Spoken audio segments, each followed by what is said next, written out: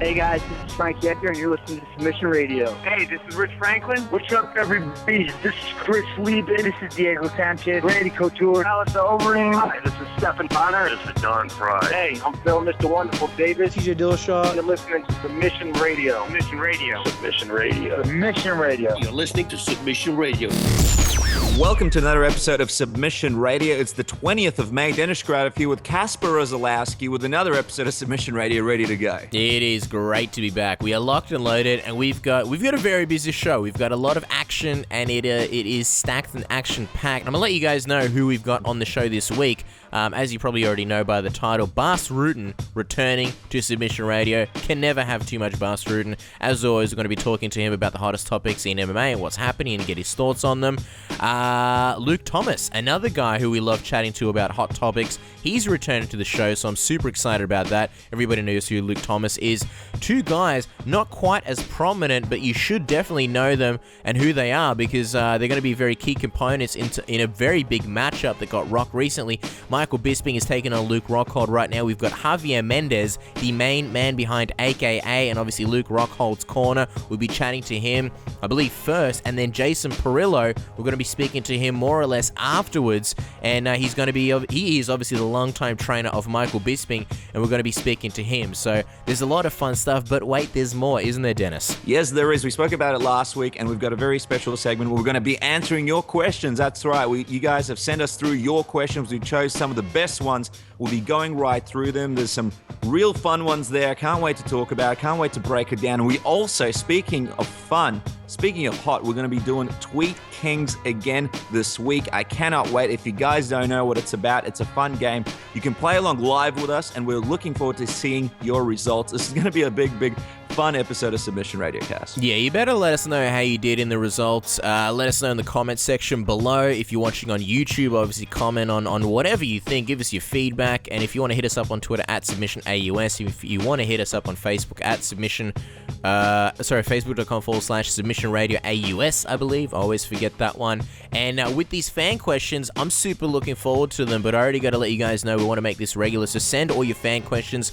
So maybe we can even do them next week. info@submissionradio.com. There's going to be a lot of good, fun stuff to get through, and nothing is off limits when it comes to us, is there, Dennis? Yeah, nah, anything you want, put it up there. We love talking about a whole bunch of different subjects, and we haven't really had a chance to do it here on the show before, so this is our opportunity to answer any one of your questions. Shoot them through, and we can't wait to answer them. And also, speaking of cool things, have you guys been on the Submission Radio channel? How about that segue? The Submission Radio channel on YouTube, youtube.com/Submission Radio AU. A lot of fun things on there. One of the things we've been really enjoying, and if you guys haven't checked it out, please do, are some of these Technique of the Weeks by Sam Greco. Now, this guy right here, he has some great theories when it comes to striking. Our latest video is a vicious counter to a jab, which is super cool. Really, really enjoyed that one. A lot of people really enjoying it. He also has predictions that we're going to be releasing before fights. There's another one coming out soon. So jump on the channel, subscribe, give us your comments, give us your thumbs up, give us your thoughts. We love hearing from you guys, and we can't wait to keep releasing more of these techniques. There's some really good ones coming up. Yeah, we appreciate the great feedback we've been getting. Speaking of feedback, another sweet, slick segue. The iTunes, we appreciate all your 5-star reviews. Keep them coming. I mean, they do help the show. If you want to support the show, feel free to jump on iTunes. If you haven't subscribed, definitely do that. And if you want to give a review, if you have the time, the few brief seconds to give us 5 stars or however many stars you think we're worth, you can write something. You don't have to. You can give us feedback or whatever, but they really do help the show in terms of iTunes, recognizing that it is a show that people are obviously enjoying, and thus far you guys have been phenomenal. So a big thank you for all the past reviews, and a big thank you for all the future reviews that we know we'll be getting. Thank yous all around. Now, without further ado, no more wasting time. It's time to get straight into it, and our first guest, Dennis, I believe, is on the line. All right, guys, our next guest is a former world champion kickboxer and the founder and the head coach of American Kickboxing Academy. It's a pleasure to have him back on the program. Javier Mendez, welcome back to Submission Radio. Yeah, thanks, guys. Thanks for having me on board again. No, it's great to have you on, and we appreciate your time at what must be a very, very busy period at the gym with, UFC 199 and your opponent in Bisping, and also DC and Kane preparing for UFC 200. So we're very appreciative. Tell us, how have you been able to manage all of that, plus all the other fighters at the gym? Well, I'm fortunate to have great coaching, help Crazy Bob Cook, Leandro Vieira, Javier Carvajal, Rosendo Sanchez, and Rudy Mendoza. Those are all guys that are helping me. And DC's got a new kickboxer, Chai Lewis Perry, who is really helping too. So I have a lot of help. So it gets hard because sometimes, if I get all three in one day, that gets tough on me. But I do have a lot of help, and I have great coaching that help along. Like anything, right? Any good team's they have to have great coaches that are helping you along. Otherwise, you're not going to be there by yourself. I can't do this by myself. Oh, for sure. And before we talk about Bisping as the new opponent for Luke, I have to ask you, how did you find out about Chris Weidman pulling out of UFC 199? And give us your first reaction when you found out. Luke told me when I came into the gym, goes, Chris is out, he hurt his neck, and I felt bad for Chris. I was like, oh, man, it sucks, Nobody wants to get injured. Nobody wants to see people get injured, especially, me with all the bad press I've been getting as of late for, having my guys getting injured. It happens, and I fully understand that, It's a demanding sport, and it happens a lot. It happens a lot more often in our sport than any sport in the history of sports. I mean, like you mentioned, we know that AK does get a lot of flack for fighters getting injured and pulling out of fights, but an interesting statistic has shown that Chris Weidman has now pulled out of 4 scheduled UFC championship fights within the past 25 months. I mean, it's a crazy number, if not unfortunate, but when it's getting so frequent, do you think it's time for him to, as a coach, do you think it's time for him to switch something up in his training, or do you think it's an issue of his body just getting a bit older, maybe not being able to handle the, the workload that he did in the past? Well, I think it's a combination of everything. It's a combination of paying attention to what's going on like we are doing also. We have to minimize a lot of what we do because this sport is very demanding, you guys. So we have to do a lot of work. All us coaches that are, having big teams need to really analyze everything and start looking at things that are very simple little things that I've started doing about a year and a half ago. Like I asked my guys, hey, how you doing? You have any problems going on, like a girlfriend problem, anything, not enough sleep last night, any little injury you guys may have I need to be aware of. And those all things are all making a big difference on whether I allow them to spar or not. And then also I'm encouraging more sparring, like only one day a week, and the rest of the weeks just work situational stuff, mid work and just the setup types of technique days, instead of really going out there and live going all the time. In boxing, which is where primarily I started my training, yeah, it's okay. You can box 3 times a week when you get ready for a fight, and there's not hardly any injuries at all, ever, I never had to pull out a fight because of an injury. You never got injured, and we were sparring all the time. But MMA is such a different animal. I mean, you got the grappling, which there's a lot of injuries that happen there, and boxing, very minimal, but injuries happen there too, kickboxing, same thing, and you got wrestling, a lot of injuries happen there. So in MMA, you're doing so many sports that, that require you to take care of your body more, and I think it's a still new, evolving sport that we are all still learning how to deal with it, I'm sure, Chris is thinking, obviously, what can I do to maybe slow down and look at what I can do better. Yeah, obviously, we all do.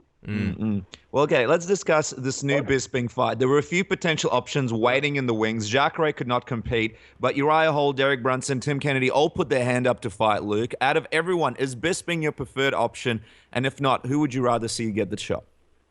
Man, hands down, Bisping is the preferred option. Hands down. There's history there. He's earned it. None of those other guys have earned it. They haven't. Let's face it. Let's be real, okay? They haven't earned it. Bisping's earned the opportunity. Since Jacare is out, Bisping has earned it. So look what he's done. Come on. I don't care what anybody says. He beat Anderson Silva, okay? He deserves it. He deserves to be like that. And you know what? I'm happy for him. He gets an opportunity to go for what he's got into the business to do, to be a UFC champion. So who else deserves it? I mean, you talked about who else has done what he's done? And who also look at it this way, who can build a fight? Who can build a fight better than him? I feel like everybody in the MMA community unanimously is, even though you guys are opposing him, everybody's happy for him that he's finally gotten this title shot, which is a great thing to see. But now that, obviously Bisping's in and Weidman's out, how much does this affect training for Rockhold? Weidman and Bisping have very different styles. Will you be making any last-minute changes? Well, of course, we'll make some changes, but not as much. I mean, because it's still going to be primarily a stand-up fight, with Weidman, it was going to be a lot of a stand-up. I mean, come on, let's face it, I mean, do you see many people trying to take Jacare to the ground? Do you really see that? Well, you got to look at it like Luke, not quite like Jacare, but similar in some ways. Why would you want to take Jacare to the ground? So why would Bisping want to take Luke to the ground? He wouldn't. That wouldn't be his preferred choice. Obviously, you would do it, but you wouldn't want to try as that your primary weapon, so you'd want to stand. So that's what naturally anybody would think, that it's going to be more of a stand-up fight. Whereas Luke is fine anywhere. He doesn't care whether it's the ground or a stand-up. He'll go wherever the fight goes. So he's not. That's where he's in a good comfort situation, because he's comfortable anywhere. Well, at UFC Sydney, Rockhold beat Bisping pretty decisively. There was an accidental headbutt in that fight that Bisping claimed affected him. But how do you see this rematch going? I obviously, I'm seeing it going our way because, that's what we want, right? So I see it our way. But I do realize that we got a very dangerous individual in Bisping that has nothing to lose, feels no pressures on him. So he's going to go out and let it go.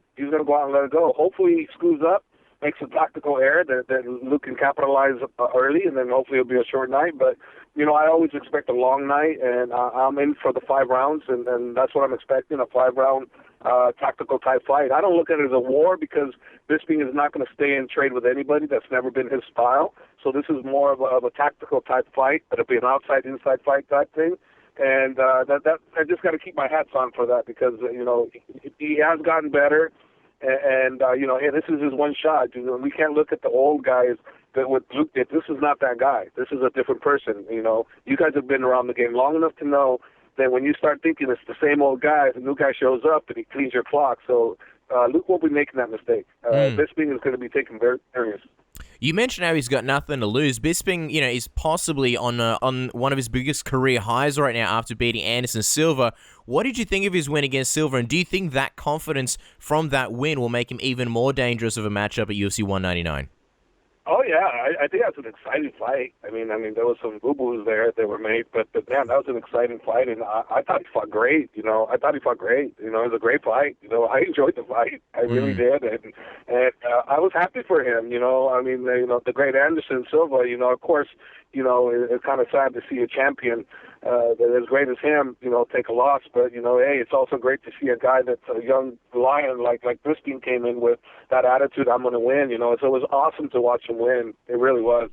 Now, switching topics, of course, DC is also preparing for UFC 200, his rematch with John Jones. We have to ask, the Jones that we saw at UFC 197, do you believe Daniel would have beaten him?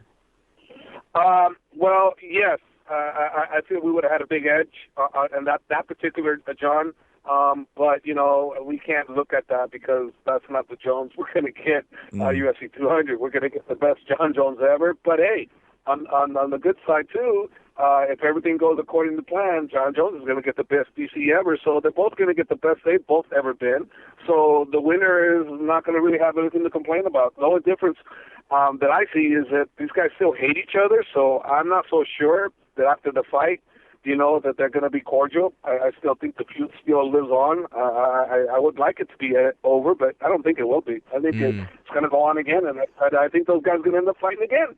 Wow. Well, now that John's gotten that performance behind him, how do you see this rematch between him and DC playing out? What will be the biggest difference, from the first time? And you mentioned how much they hate each other. Is a big part of your job making sure that, the emotions are kept out of it on fight night?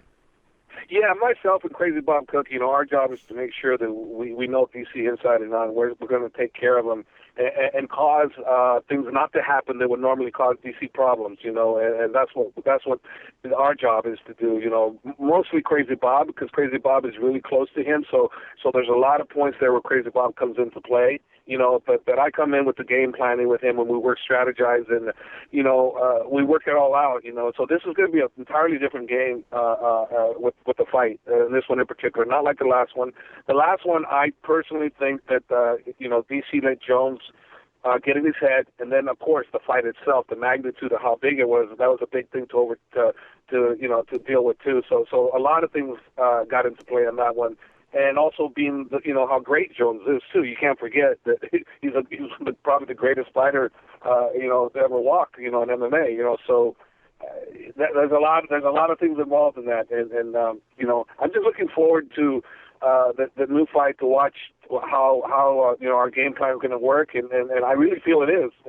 I feel we've done our homework really well, and I think come UFC 200, we're going to see a great change. We're going to see a great fight, and hopefully it goes our way like we're expecting, Well, finally, Cain Velasquez has taken on Travis Brown at UFC 200. There's a lot of debate going on about if the winner of this fight is going to get the next title shot or if Alistair Overeem is going to do it. What's your perspective on the whole situation?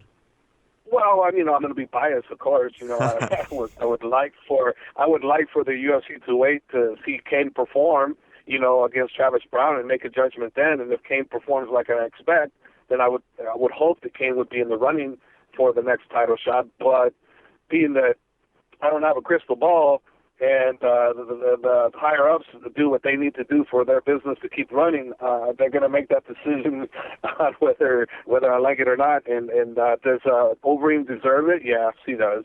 He definitely does. He's proven it by what he's done. But I'm being a little biased. So on the bias side, yeah, I would like for them to wait. But on the overall everything, yeah, Overeem definitely he's earned that opportunity. But hopefully, cross my fingers that they'll wait long enough to Cain shows everybody he's back. Sure. I'm just curious. What did you think of Stipe's performance against Werdum? And do you think we're looking at? Obviously, you're going to say you want Cain Velasquez to be the champ, but do you think we may be looking at a long-term heavyweight champion?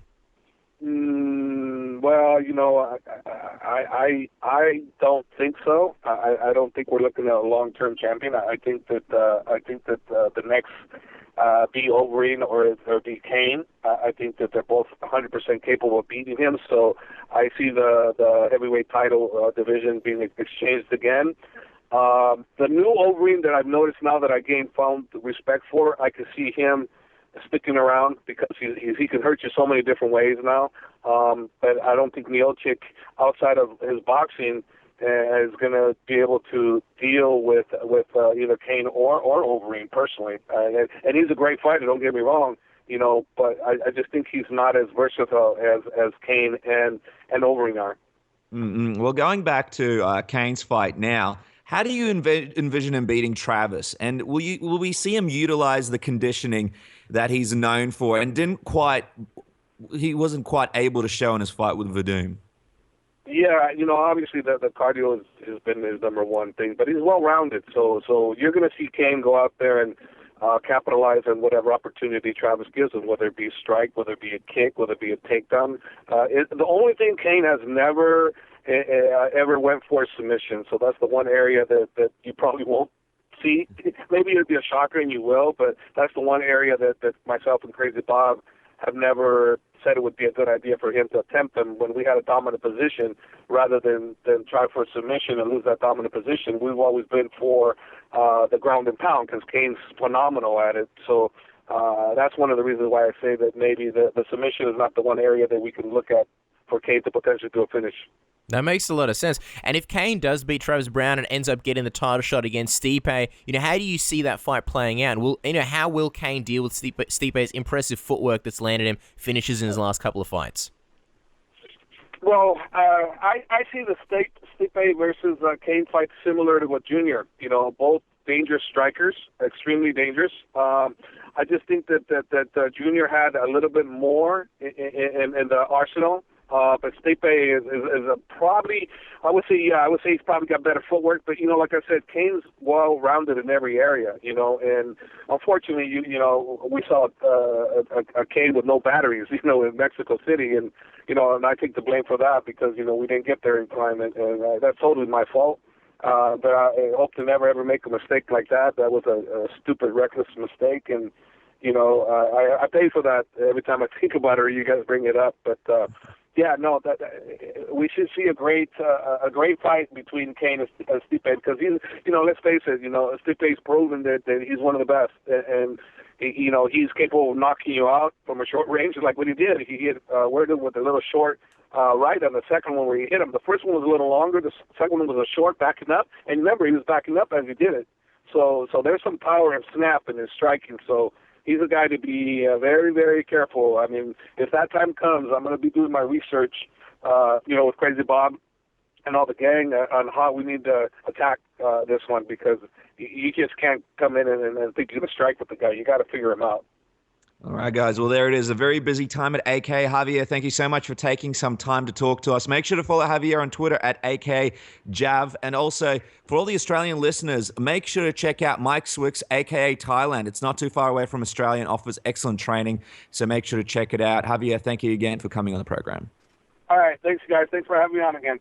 And there you guys go, the one and only Javier Mendez. Great to have him back on the show. I think it's been about a good year or so since we last had him. So I'm looking forward to a lot more Javier Mendez in the future. Now, before we jump to our next interview, which will be Jason Parillo, who's obviously the coach of Michael Bisping, and there's going to be a lot to talk about. Just something fun, almost like a halftime show. It's a fun game that we've played quite a few times on the show. Haven't played it for ages, and we're bringing it back this week. And it is none other than Tweet Kingz.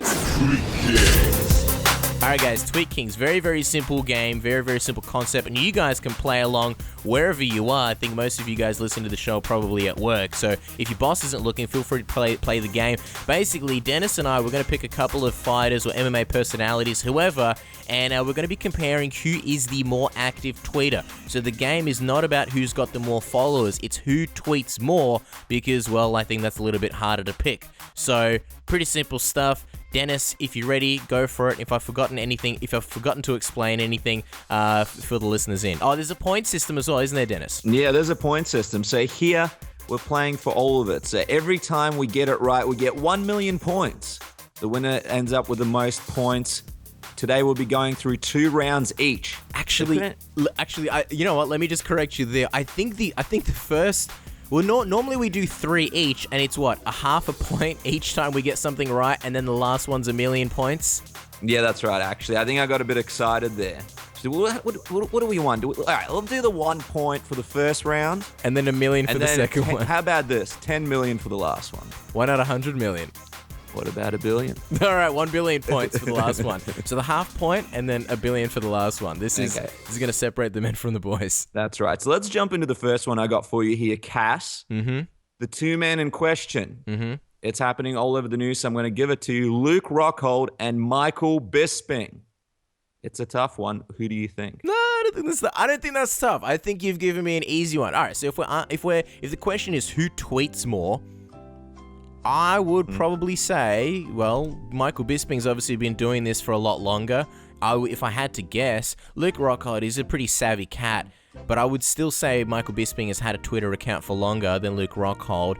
Plus, Michael Bisping, he's a lot more opinionated. He's been in the spotlight for longer, probably doing a lot more retweets for interviews that he's been doing over these years. Plus, he's got an opinion on pretty much everything under the sun. I'd say Bisping, pretty comfortably. All right, a lot of confidence there. This is the most confident I've ever been with any lock. Give me Bisping for... This is for half a point right here. Yeah. It's good. This is the half a point round, not the billion round. Here we go. So, when it comes to tweets, Luke Rockhold has tweeted out 5,533 times. Okay. Let that marinate for a second while I look up Michael Bisping. How are you feeling right now, Cass? Still confident? Man, I'm super confident. This is going to either make or break my heart, but I'm ready either way. Okay. Looking in the Twitter I think Mike can here. beat 5,000 something. I think he's pretty good. Mind you, Luke Rockhold, great picture for his display. You know that he's got that face, got the black and white going. I mean, how could you not? How erotic. You know what I hate? When people have those pictures, but they have the little Getty Images watermark. It's like, come on, man, just get the picture. I know. The worst one is Cowboy Cerrone. I think we've spoken about this, but he's got a screenshot of his phone. That's terrible. Yeah, have a picture of himself, which is like Matrix style. But anyway, back to Bisping. Cass, you were right. 21,000 tweets from Michael Bisping. Boom. Not only does he like to talk a lot, but he tweets a lot as well. A lot of characters spent through Twitter through Michael Bisping. So you are awarded, my friend, half a point. Okay, so I've got 2 for you, all right? Pretty simple stuff. We're going with the UFC 199 theme, and I hope these aren't the other guys that you had picked for me, but, I mean, Dominic Cruz or Uriah Faber, both been around for long. Who tweets more? Who's the more active tweeter? Jeez, and you know, both guys, lots of interviews, very savvy, very PR savvy. Been around for a while. I will have to go there. I'm going to go with history. I'm going to go with the guy that I think has sort of been around a bit longer. I'm going to go with Uriah Faber. I'm going you him in for half a point. For half a point. All right, this is. I don't have that Michael Bisping confidence that you have. That Michael Bisping Anderson Silva confidence. Oh, I've got. You do. Yeah. I'm not sure what I'm doing here. That's half a point that my family might not be eating. Yeah, you guys are gonna be eating apples on knives by a little apartment near train tracks for the next month or so if you don't get this half a point. But you know what? Here's my theory just quickly, because I would not have been confident with this one, because you got to remember, and I don't know the answer just yet. I'm looking at Dom's tweets and how many. Dominic Cruz, yeah, he may not be as loud as Uriah Faber. Like, you think Uriah Faber's got a lot of companies, products, businessman, he's got a lot of stuff he's probably retweeting. But Dom Cruz has been doing UFC on Fox for the last, year or 2 or 3? So he's probably retweeting a lot of their stuff. Karen Bryant's like, hey, Dom, bam, retweet that. All these people hitting him up. So I don't know. I don't know if I'd be as confident as you. Are you confident about this one? Well, I'm not very confident, I'll be honest. I think I've taken it all away from you now. Quite frankly, I'm not very comfortable with it, and this is a half a point that will make or break my life. All right, so Dom Cruz, 10.3 thousand tweets. Double Luke Rockhold if you really think about it. Yeah, if you do really think about it. All right, Uriah. Oh, it's actually pretty close. Ooh. Uriah Faber, the amount of times that he has tweeted, and this isn't an exact number, but it's an estimate, 15.5. Oh, wow. So, Bang, bang. we're looking at a draw at the moment, half a point each. And we put our points together, that's 1 point. Yeah, and the family is eating for the next month or so. Hit me with the next one. We'll see how we do. All right, so this one is for 1 billion points. And, even though the last one was for half a point, you could argue this one is quite important as well. Stipe versus Travis Brown. Okay. Now, here's my thought on it. Stipe, a guy that does quite a bit of tweeting, a guy that is well known for the fact that he has a hilarious Twitter account. Travis Brown, maybe a bit of a dark horse, maybe been around a little bit longer, hit his peak maybe a little bit earlier before Stipe, hit that popularity a little bit earlier. So, even though it does seem easy, is it though? Is it though, Casper? You tell me. Well, it's obviously not. I mean, Travis Brown, you got to think, he's got a sweet beard, and how many of his tweets are beard related? I haven't been on his Twitter in really ever. What if he's retweeting all these beard manicuring tips, how to get your beard to glow, how to get your beard looking soulful. He's with Ronda Rousey. Is he the type of guy who's like, I don't know whether she's probably a supportive boyfriend, I don't know, but is he supporting her through Twitter? Is he retweeting all her stuff? Is he like, hey, check out this? I have a feeling he's not.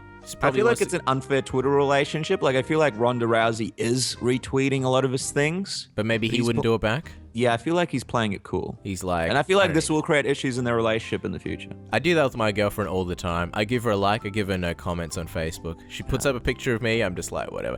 And then you got Stipe. I'm sure Travis is good to his fans. I mean, I don't know, but I know Stipe like really makes a big point to... He's what we in the industry call an easy retweet. He'll pretty much retweet whatever. He'll pretty much answer whatever. He's a man of the people, much like Stone Cold Steve Austin, his twin brother. And he's champion. Travis Brown's never been champion. Stipe has probably been retweeting a bunch of stuff recently. I'm gonna lock in Stipe, man. Give me Stipe for 1 cool billion. Okay, so that's for 1 billion points. We'll go to Travis Brown first because I'm genuinely interested in what's going on his Twitter account. And I'm not sure if we follow him or not. We do, but we just don't see very much, which could be a good sign for yourself. And by the way, his latest tweet is a throwback to a picture of him with this guy with a tiger beard. So you'd be right about the beard stuff. It is all over. It's very prominent on his account. We'll say also that he's got 93.8 thousand followers, which we'll have a look at Stipe's, but doesn't really play much into this game. Tweet-wise, he has 8,086. Okay. So there you go, 8,086. It's not terrible, but You know, we're not looking at Michael Bisping here, are we? Well, he's better than Rockhold in terms of tweeting. Yeah, I don't know what I was thinking giving you that matchup initially. I'm just, you know what I am? I'm just not. I'm like the LA Lakers of Tweet Kings, not very strategic. All right. Anyway, moving on. Stipe, I will tell you right now. I will reveal that he has 56,000 followers. Casper, do you feel any less confident in your pick? No, because I feel like he's more loyal to him. I think those 50,000, they're a strong bunch. I feel like Travis Brown's got a lot of fans, but I feel like a lot of them are like, oh yeah, Travis Brown, I'll give him a follow, why not? But I feel like the Stipe followers, they're all diehard Stipe fans. Well, let me tell you something. 21,000.6 is the tweets that Stipe has done. Casper, you've just awarded yourself 1 billion points. You can buy the UFC if you won that 4 times over. Yeah, I might hit up those dudes in China and see if we can maybe go Harveys on the UFC. All right, so I've got 1.5 billion, right? I'm like the undisputed winner right now. There's no chance I'll lose, but you could draw me, all right? That's right. If you're tuning in right now, Casper has 1.5 billion points, and I have half a point. But through this question, I may draw him. And what's more exciting than a defining win? A draw. Everybody knows that. It's always been like that. Yeah, so, especially in the MMA world. Here's your chance to draw me. And I'm not trying to... that's nice. I'll break off my cast and I'll pull out my pad. Yeah, I'm not trying to be mean with this one. You gave me a pretty easy one, I feel. I'm giving you what I think is pretty tough. And by the way, guys, if you're playing along, let us know how you did in the comments below or hit us up on Twitter at @SubmissionAUS. Gegard Mousasi or Hector Lombard? Who is the busier tweeter? Now, I will tell you, I feel like Hector Lombard has a lot of automatic tweets. Like, he doesn't retweet people as much, but there's those automatic things like, I just posted a picture on Instagram. Or I just posted a picture on whatever, something else. And those do count. People say they don't, but hey, it's going to count in this game. Gegard? You know, he's a very quiet guy. They released that video recently where he was doing those one-line jokes, which are really funny, but he just doesn't seem like that kind of guy that would really... He's probably the opposite of Bisping, I would say, in the division. So to me, I'm going to have to go with Hector Lombard. Okay. All right. We'll do it backwards now. So, okay. Hector Lombard, I'll check him first, seeing as you picked him. 8,497. How you feeling? Okay. Well, he's not like Luke Rockhold, who, you know, let me down in a lot of ways. Do you think Gegard will screw you here? Well, I think I have a good chance here. Look, I'll be honest with you. This is the most confident I've been in this round of Tweet Kings. Well, it's for good reason. 2,418 by Gegard Mousasi. Hector Lombard blows him away. You're in the 1.5 billion club, man. How's it feel? Feels good. If we could find another couple of winners, we could buy the UFC. First order of business, Submission Radio office right in Vegas, baby. How about that? Yeah, I would love that. Well, I mean, you know, I was saying before I'll go Harveys with the Chinese on the UFC with my, 1.5 billion, but now I've got you. We can completely cut the UFC, not the UFC, we can cut the Chinese out of the deal, and you and me will own the UFC. How about that? Yeah, I'd love it. We could start our own fight league. I don't know, we could put different things in there, like robots and people with shiny objects. Yeah. Shiny fighting championship. I think I like the sound of that. For all our extremely awesome professional analyst work, I think the UFC will be bankrupt and completely done within about a week. It'd be like... I just feel like people need to wear superhero costumes and fight with no experience. That would be really interesting to watch. And those are the reasons that'll lead to us out on the streets. Maybe we are part of the Chinese company trying to buy the UFC. Who really knows? But there you guys go. That was Tweet Kings. Let us know how you did in the comment section below. We'd love to know if you did any better, or if you drew us, or if you lost to us. Let us know. Very interested to see how you go. But like we mentioned, we have a big guest coming up next, Jason Parillo and Cass. I believe he's on the machine and ready to go, and you're about to introduce him. All right, guys. Our next guest has been the coach for many of the sport's biggest names, including Tito Ortiz, Chris Cyborg, BJ Penn, and Michael Bisping. He returns to the program after a very long absence, and we're super excited to welcome back Jason Parillo. Jason, welcome back. How's it going, man? What's up, fellas? Yeah, everything's going pretty good. It's great to have you back on the show, and you're a man in high demand, so we really, really appreciate the time. I mean, last week, Chris Cyborg, now already Michael Bisping. You have to tell us, how crazy is your life right now? Wow. I'll tell you, the other day when we found out about this fight with Michael, the day was matter of fact, the day that I found out about it, I was on my way to my a funeral. A friend that I've known for many years, his mother passed away. But I'm on my way to funeral, and I'm getting calls from Mike. I'm getting calls from his manager, and and I'm also talking to Chris's manager, because obviously we're working on our next step there, where she's going to go from here. But yeah, craziness. I mean, it's better a little craziness than no craziness at all, right? Oh, for sure. You got variety is the spice of life, and I think you got a lot of spice in your life, if you know what I mean. Now, before we talk about UFC 199 and Michael Bisping, we just want to go back to 1 week ago where Chris Cyborg finished Leslie Smith in the first round. Were you like us, and did you have to pinch yourself when you finally saw Chris make her UFC entrance?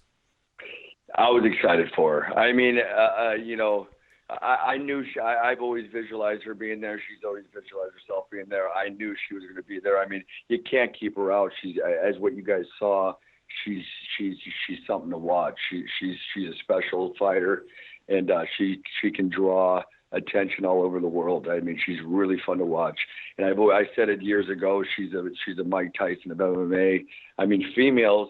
But even, I mean, she brings energy to that crowd, and I've been there in small venues with her when she went out, and the energy is almost the same. I mean, she's got, she's electrifying, man. She's got, something's going to happen. The fight's going to end at any second, and that's always exciting to watch. And I was excited for her. I didn't need to pinch myself, because I knew that we were going to be there. I knew she'd be making that walk at some point. Yeah, certainly. And a lot was made of the stoppage itself, and Leslie was very angry about it, calling it total bull. From your perspective, what did you think? Should it have gone a bit longer? Was it the right call? Well, and I said this before, and the way I look at it is this. The referee did the best thing he could ever do for Leslie Smith, psychologically, for her subconscious, so she could sleep at night. Because at the end of the day, she could sleep at night and believe in herself that it was stopped too early, and I could have kept going, and maybe I could have won. In her mind, in her subconscious, in her own ego, in her own little world, you know what I mean? She can sleep at night. He did her a favor. If he decided to let it go on, which, if that's what she felt it should have happened, she would have looked different after this fight. She really would have. Trust me what I'm saying. If you saw her face after 81 seconds, almost both eyes were shut, and that's 81 seconds. I mean, Chris is brilliant on the ground, too. That's what people don't understand. We never have to go there because she's a one-puncher. She'll get you out with one shot, and she knows what she's doing. She can read you, and she can make you pay all day. But at the end of the day, that referee did her justice for herself, for her health, and for her psyche. I think he hooked her right up. If that answers your question. I don't know if it does. 100%, and that's actually a very, very interesting take. But who do you think is Chris's biggest challenge in the UFC? And is there anybody that can stand up to her striking? For me, it's going to be very, Holly Holmes obviously has a tremendous amount of experience in boxing. She has 36, 37 professional boxing fights. She was a world champion at 147, which is brilliant, which I love, because that gives the idea of the 145-pound class finally coming into play. But, it's going to be hard for them to stand in front of her. She punches well. She punches a lot sharper than she ever has. She's been developing her punching over the last few years, and it's really taken it to another level. And I don't know. It's hard for me to, I don't want to say no, because I don't want anybody to not want to fight her. I mean, that's been her biggest issue as it is getting fights. I mean, she can get one to maybe. We're lucky if we get 2 fights a year. If we got 3 fights a year, it'd be amazing. But it's tough because we got to get those opponents. Everybody's seeing what I'm saying. I'm seeing what I'm seeing. She's a real deal. She's a puncher. You don't find that in the women's division. The only other girl that I think punches, and she's one of my favorite punchers, is that Joanna girl. I don't know how to say her last name, but there's a girl that knows how to throw punches, and she can get on it. But in Holly Holmes being a boxer, she can too a little bit, but she's a little light in the ass. I mean, she's not a big puncher. So, it'd be hard for her to stand in front of Chris, because defensively, her best bet would be use her foot movement. But I know Chris can walk her down. I know Chris can cut her off, and I know she can swallow her up. So it's tough to say. Ronda, I think, as opposed to strength because of her judo and stuff, probably would be the best matchup for her. Mm-mm. Well, you mentioned there's talks about her next fight. I'm just wondering, how much of an input do you have on who she fights next? Does she get your opinion in a lot of ways? And if you did get your way, who would you want to see her fight next? Yeah, 100%. My opinion comes into play. I would like to see her fight. I mean, I want to see her fight. I want to see the UFC put a 145-pound weight division is what I want to see. That's my dream. That's what I would love to see, and that's hers also. Chris, she's a strong character. She really believes in keeping this division alive. She believes in defending her belt. So that's the direction she wants to go with it. So with that being said, that division doesn't exist in the UFC, and all the fighters that I would like her to see in the UFC, it's really at this point kind of not an option. I don't know if that makes sense, but it's kind of not an option because she's going to go back and defend her belt at 145, which will be Invicta because they have the 145-pound class. Now, if they were to do a super fight at 140, which I know we all heard Chris say she'd be willing to do that, and the way she made weight for this fight, was extremely, extremely difficult, but she made it and she performed. Hopefully I'm not rambling too much, but at the end of the day, it's a shame that it went one round because I would like to see how the tank held up in the second round and third round. That's really where we see the weight cut come into play. Her punching power's there. She's gonna hit somebody, they're gonna fall. It happened in 81 seconds. So we have no gauge on the gas tank, but she looked sharp, she looked fast. She was alert, she was focused. So, if there's a super fight to happen at 140, I would like to see her fight any of the. We talk about the 135-pound division. It's not like that's the most stacked division.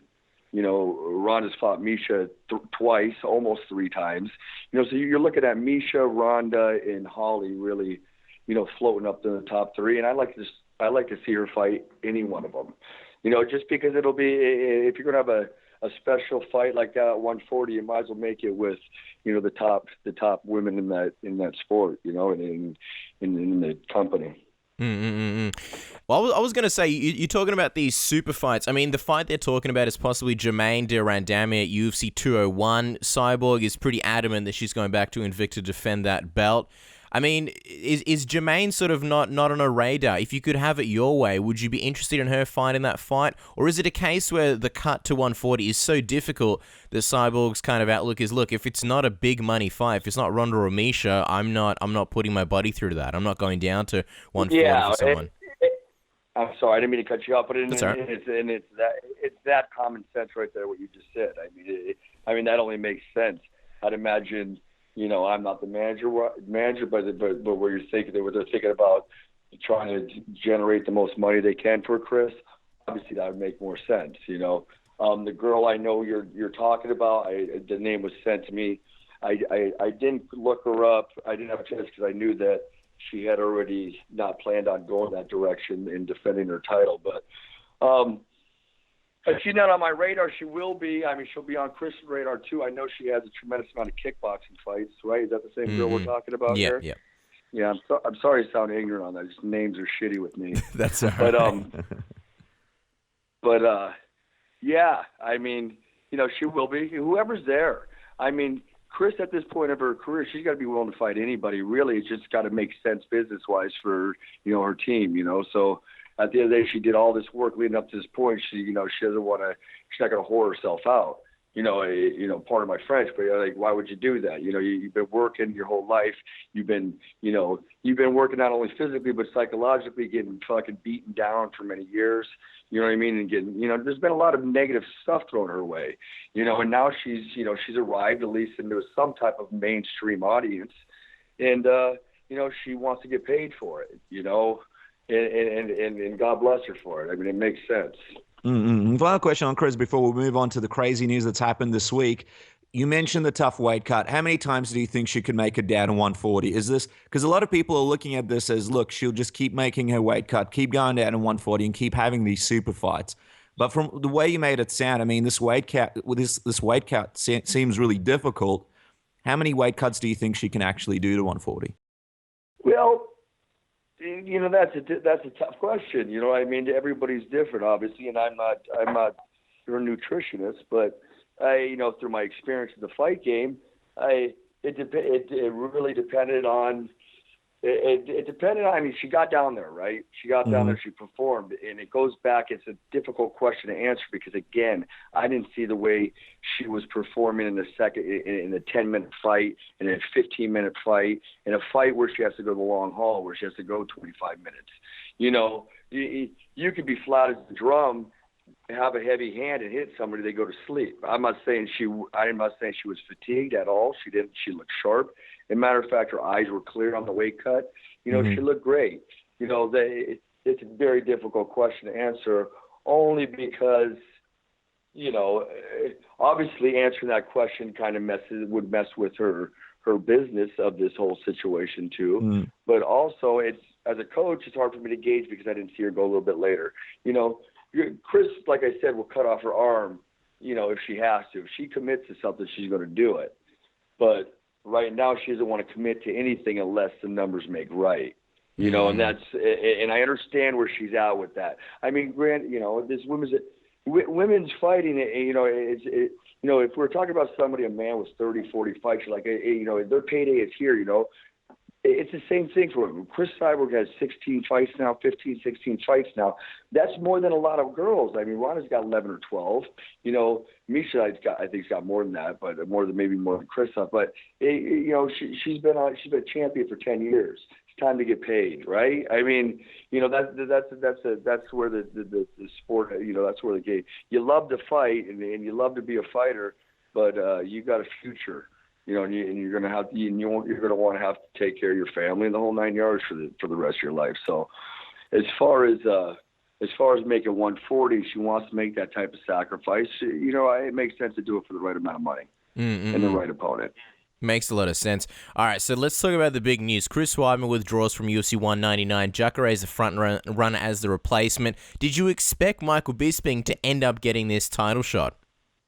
You know, ironically enough, we talked about it 2 months ago. Me and Mike talked. I said, dude, man, he was leaving for his movie. I'm like, do me a favor, stay in shape out there because, you know, MMA. The reason why I think a lot of people pull out of these MMA fights is because, I mean, whatever. I'm not going to get into that, but I felt like there's a good chance something like that happened, and it's just. The stars are lined up for Michael Bisping. I mean, he just beat the GOAT, and he's doing movies now. Fuck, I mean, why not fight for a title?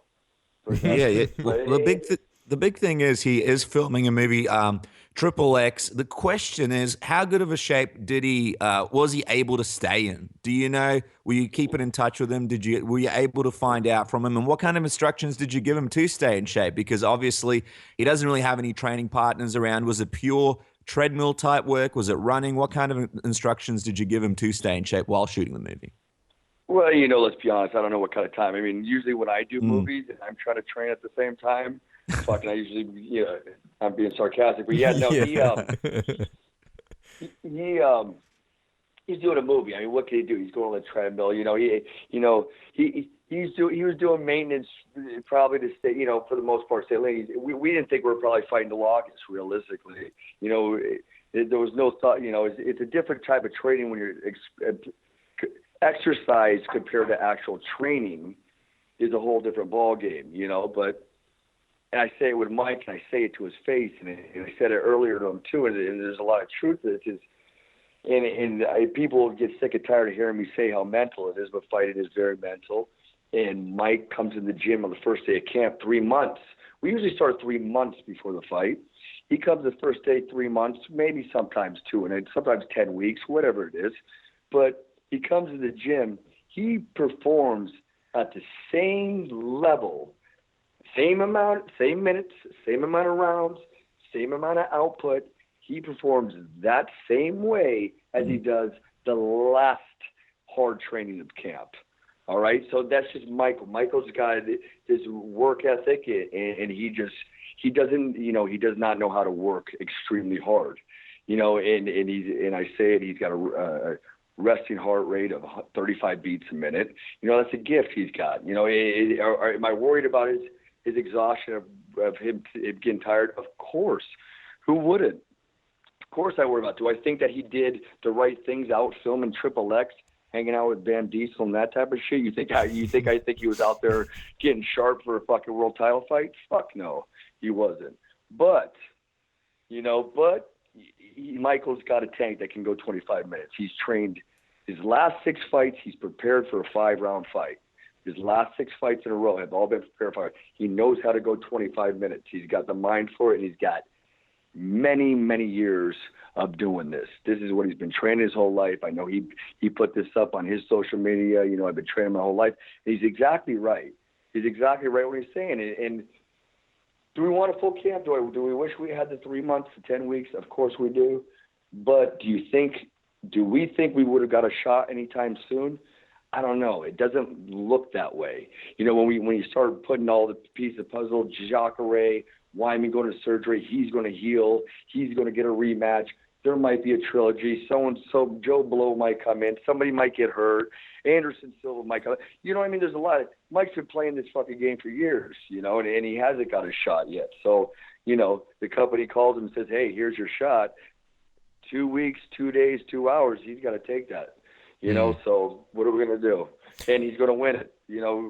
Listen to what I'm saying. Everybody can slap me in the face after if it doesn't go that way, but he's going to win this fight. Michael Bisping's going to be champion of the world. Would it blow your mind? Would it blow your mind, Casper? What would you do, Dennis? I love it. I love how exciting you're getting us and everyone else. Listen, crazy things can have happened in the past, and I certainly would never count Michael Bisping out. But the first time the two fought was in November 2014. We were there live, and things didn't go Michael's way. I'm just wondering if you feel like Michael has since corrected the mistakes he made in that fight, and if it's something that the two of you focus on at some point over the last couple of years, really fixing those errors in that fight. Yeah, it is, and it came out, and it came out in his last fight with Anderson. Mike's come leaps and bounds with his mental game, and sometimes you tell somebody, certain things that they take offense to, but there's not offense to it. Mike's a smart guy. He's thinking fast. You can tell by the way he speaks, the way he talks, the way he's charismatic on camera. He's an intelligent guy, and he gets ahead of himself. His head gets ahead of his body sometimes. I don't know if I'm making sense. And he can work himself up. That's why he's such an exciting fighter. That's why he sells fights. He sees you at the weigh-in, he wants to punch you in the face. He sees you at the media day, he wants to punch you in the face. He's a real deal fighter. He's a fighter. He's a fighter that became an athlete. You know what I mean? So, with Mike, we had to harness that a little bit better. Mike's got great riffs. There's that kick that what's his name caught him with. Mike could avoid that. Mike was in there, and his mind was moving a little faster than his body was, and he got caught. He got caught in that guillotine, and I think he's definitely just a much smarter guy, a much more relaxed fighter now, and sharper in all areas. He's sharp. He's sharper. Physically, we gain inches here and there. Better kicks, better punches, better takedown. You know what I mean? But mentally is where we really got to fucking get to another level. The mentally is where we're gonna get to. Obviously, it's the only way we're gonna get to another level because his physical capabilities are there. They beat a lot of top 10 guys.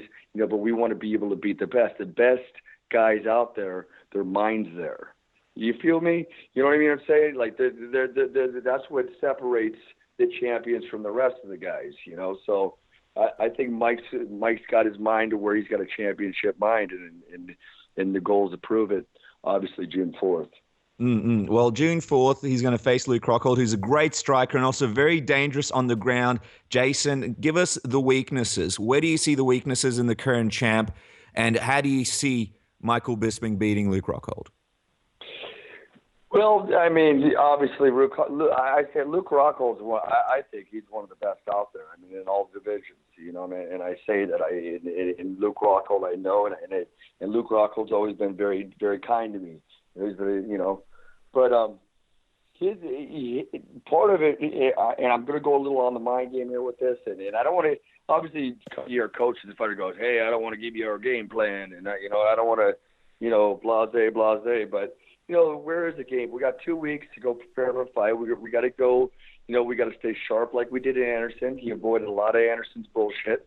He's got to fight his fight. Mike's got to take control of this fight and let Luke, in his mind right now is going to be his nemesis, okay? Because he thinks that he can whoop Mike. When he finds out that that's not going to happen, when he finds out that Mike's digging in him and he's making him pay, we're going to flip the script, and that's the way I see it going. I don't want to get to, I got to save these conversations for Mike when he gets home from fucking being Hollywood right now, but at the end of the day, we're going to get him. Mike believes in himself. Mike's got the ability to beat him. Anybody can win on any night if you got the right tools to be there. Mike's got the tools to be there. Mike's a top 10 guy. Mike's a top 4, top 5 guy right now. He's there for a reason. He's not just there because he was gifted that. There's the promotions have it. Nobody's been doing that guy favors. He's fighting top 10 guys every fight. He's a mentally tough son of a bitch, man. It's different levels. And for me, we can look at it as a blessing too. We spend 10 weeks sometimes, and we're burned out.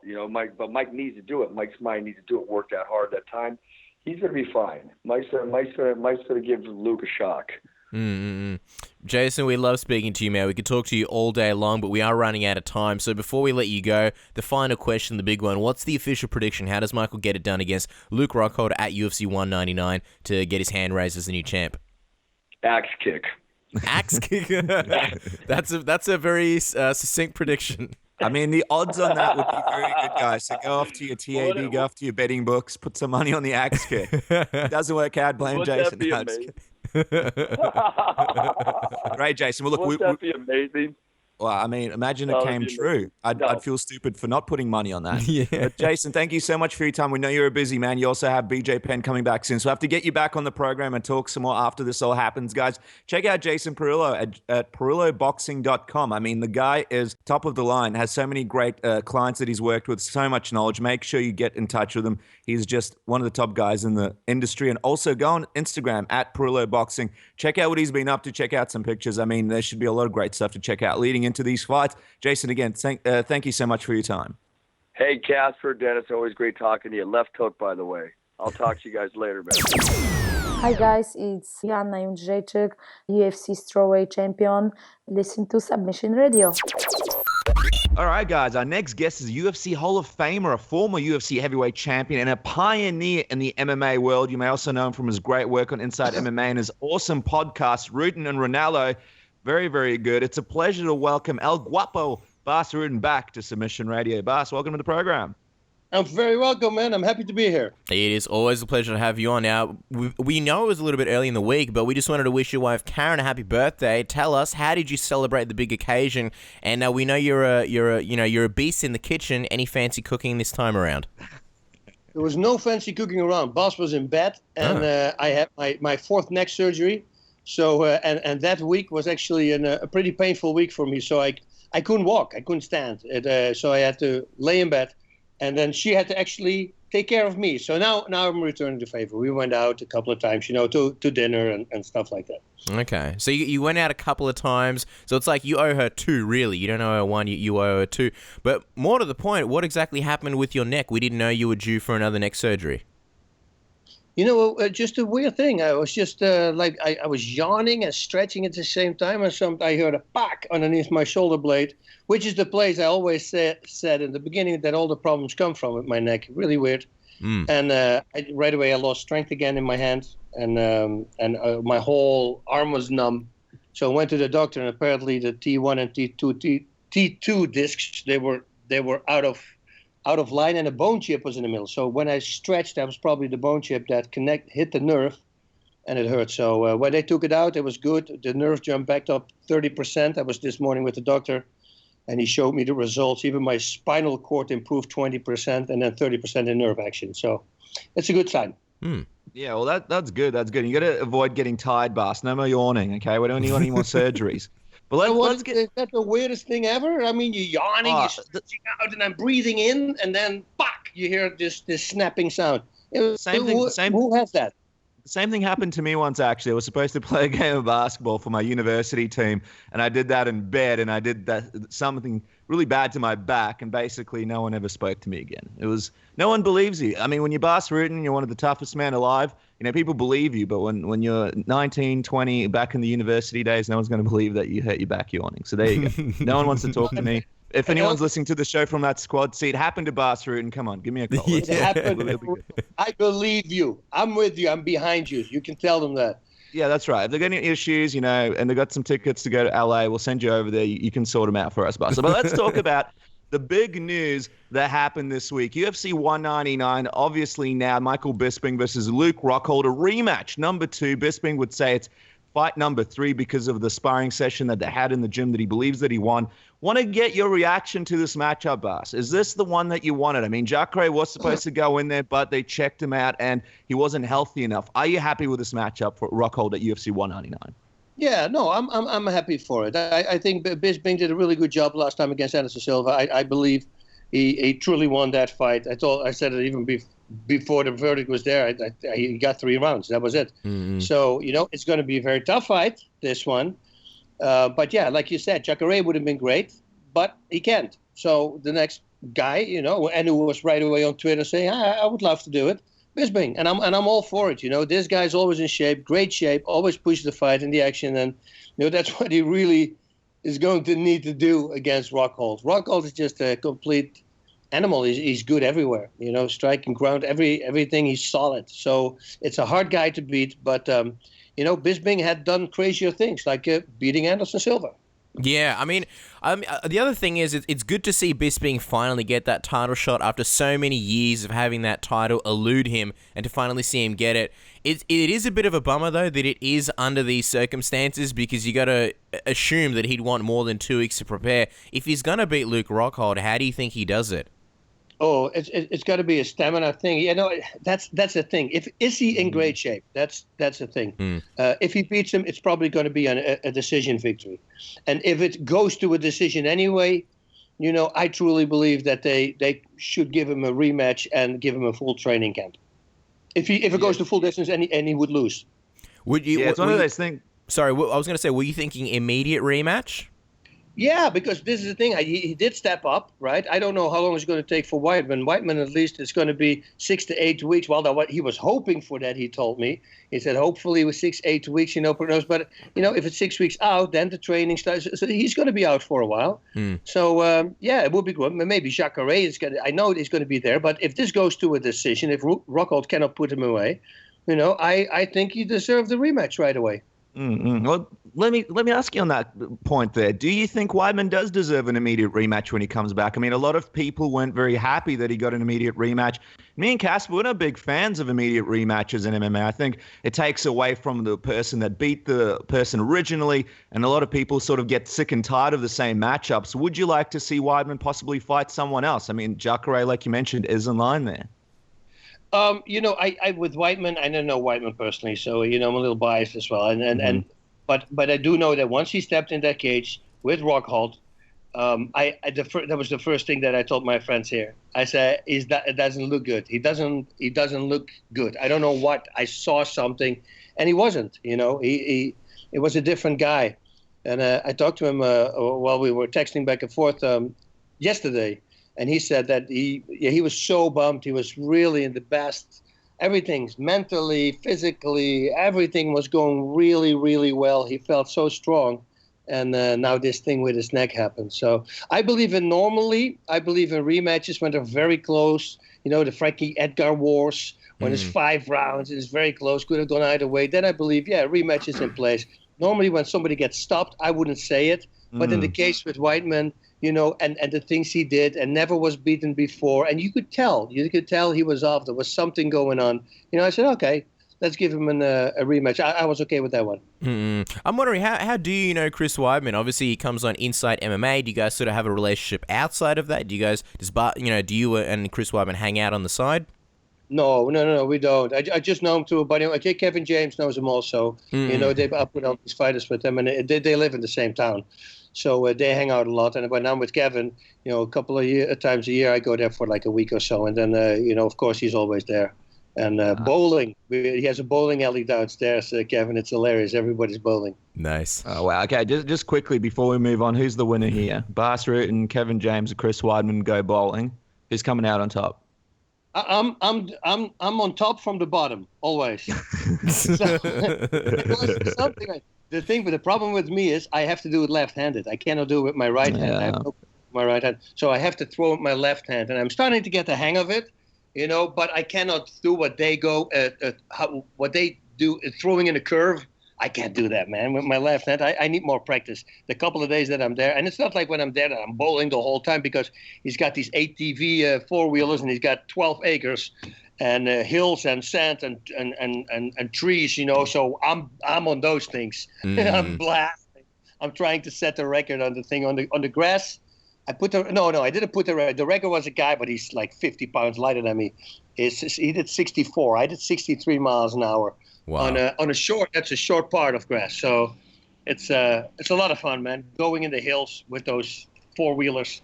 I love it. ATVs are sick. We're friends with the wrong people. We need to be friends with Kevin James. Now, let's talk about last weekend. We saw Stipe Miocic beat Fabrizio Werdum to become the new UFC heavyweight champion. As someone who's known for your awesome striking, what did you think of his performance and the way he was able to finish Werdum?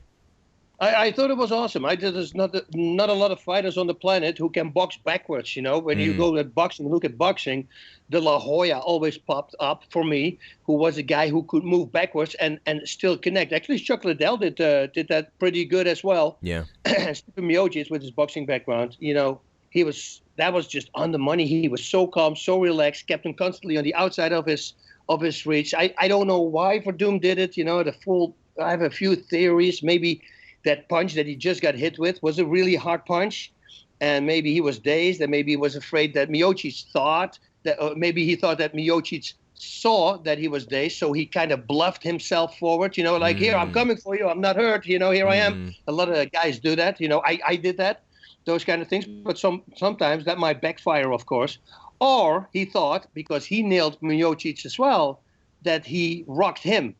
But to me, when you saw Miocic, it didn't look like he was rocked. And so it's one of these two things. And otherwise, he was hurt and he was just running forward, looking for a clinch. But I think that if you do that, don't just walk forward like that in a fighting stance. Let it run, simply run. Nobody does that. I've never seen anybody do that. Can you imagine if Werdum stands there and suddenly he takes a full sprint, and he crosses his hands in front of his face, so he can't get hit, and full sprints and close the distance and clinch, and then start from the clinch, start kneeing, and then when you get him a little bit off balance, maybe go for a takedown. Now, I know Miocic is really hard to hit, but to take down, he did a phenomenal job. He was just on the money, and he was laser-guided precision that night. Well, we know you like to do techniques, so I'd love to see Bas Rutten pull that technique off and show us how it's done. And I'll run at people all day long if you show me how to do it. But let's talk about the next matchup. It's a no-brainer to us that Overeem will be challenging him next for the title. It's an interesting matchup where you have a K1 champion fighting a guy who doesn't really get the credit he deserves for his unorthodox boxing and unique foot movement in Stipe Miocic. What do you see that matchup going like? Who do you think wins that battle? It's Overeem looks really good right now. He looked really loose in Holland, no pressure, no nothing. The way when the situation got dangerous, he just ran away from it. And then he just came back, that showed that he was totally in control. That kick, it was bizarre. A freaking Karate Kid kick. Almost, it was all, so, but then Miocic, he's the guy who's not afraid. He's not intimidated from nobody. And he knows that if he connects with a shot, he will drop Overeem. History has been telling us this. He went 6-7 times, he got knocked out, and there was not that people really hit him like bizarre hard. So, and Overeem knows that too. He started changing his fighting style again. The single punch is always his one hand, his defense up, works really, really well for him. He should stay away from making long combinations because that's when he's the most vulnerable. Miocic, if he doesn't get hit, of course, by Overeem, because it's the same thing the other way around. And Overeem also, his kicks and his knees, everything is hard, what he throws. So Miocic has to watch out for that. But he's really good on what I just said with Werdum staying just outside the reach. That is something that he took to heart from boxing. I believe, and he did the Golden Gloves, and he's just a crazy athlete. I mean, he plays baseball, he does everything. This guy, he's good everywhere. So, if he can stay just outside the reach, and then hit the button one time, he could win that fight. And then on the other side, when Overeem suddenly gets a clinch, or he can take him down ground and pound, or knees from the clinch. I mean, everything. Like I said, he throws. It's hard. So it's going to be very interesting to see. And I don't think Overeem's ever gone 5 rounds in his career. I could be wrong, but I don't think he has. So it's going to be interesting if he does get out of round 3 to see, what happens there and if Overeem's cardio stands up. Because we know Stipe has it. Now, Bas, we never did get a chance to discuss John Jones's performance against OSP with you at UFC 197. Now he rematches Daniel Cormier at UFC 200. But before we get your thoughts on that card, there are a lot of people saying that if DC didn't get injured, he could have beaten Jones that showed up, against OSP at UFC 197. Do you think Cormier could have beaten Jones, or the Jones that we saw at UFC 197? Yeah, I do believe that. I think he made a few mistakes in the first fight, but he did actually pretty good the first few rounds when he fought John Jones the last time. So you watch a fight like that, you learn from that, and you're going to go, okay, well, I thought I was in shape, but let's boom it up a little bit more. Let's go crazy on the stamina. That's the one thing I always say. There's no such thing as having too much stamina. The guy with the best stamina who can keep pushing, that's probably the guy who's going to win, because he can take better shots. He can deal better with everything, and he can think more straight because his mind gets the flow of oxygen the whole time, so his brain is working full capacity. And I think that if he really at the moment that he knew that it was going to be the rematch, and he started focusing on stamina, and then he meets the John Jones who fought against OSP, who had a little bit rust here and there, still did really good, don't get me wrong, but OSP ran out of gas pretty fast, and Jones couldn't put him away. So normally I think he could have done that, or that, of course, OSP is just a really tough guy, and I have to say he is. But I think that Cormier, does have a chance, but he needs to push the action. He cannot let Jones let his crazy oblique kicks and all this crazy stuff, doing the spinning elbows, spinning punch, crazy uppercuts, because then you let him get into his game, and that's the one thing he cannot do. He needs to be on him like white on rice. Well, as Casper said, Jones to DC, now the main event for UFC 200. It's a great rematch, but fans are a little bit disappointed not to have McGregor on the card. I mean, looking at the card, it looks like, and looking at what it looks like now, do you think it's got the potential to be the biggest UFC card of all time? And if you could add one matchup to it to make it just that bit sweeter, what would you add to UFC 200, Bas? Well, the add-on would have been, of course, McGregor. That would have made it. That would have made it. Boom. That would have made it the biggest pay-per-view pay-per-view show ever. But it didn't happen. I don't know. Is DJ? Is he already on it? Demetrius Johnson. That's a sad thing, by the way, because Demetrius Johnson, he doesn't get the respect he really deserves. This guy's better than John Jones. He's a pound-for-pound best guy there is. He's at this weight class finishing people.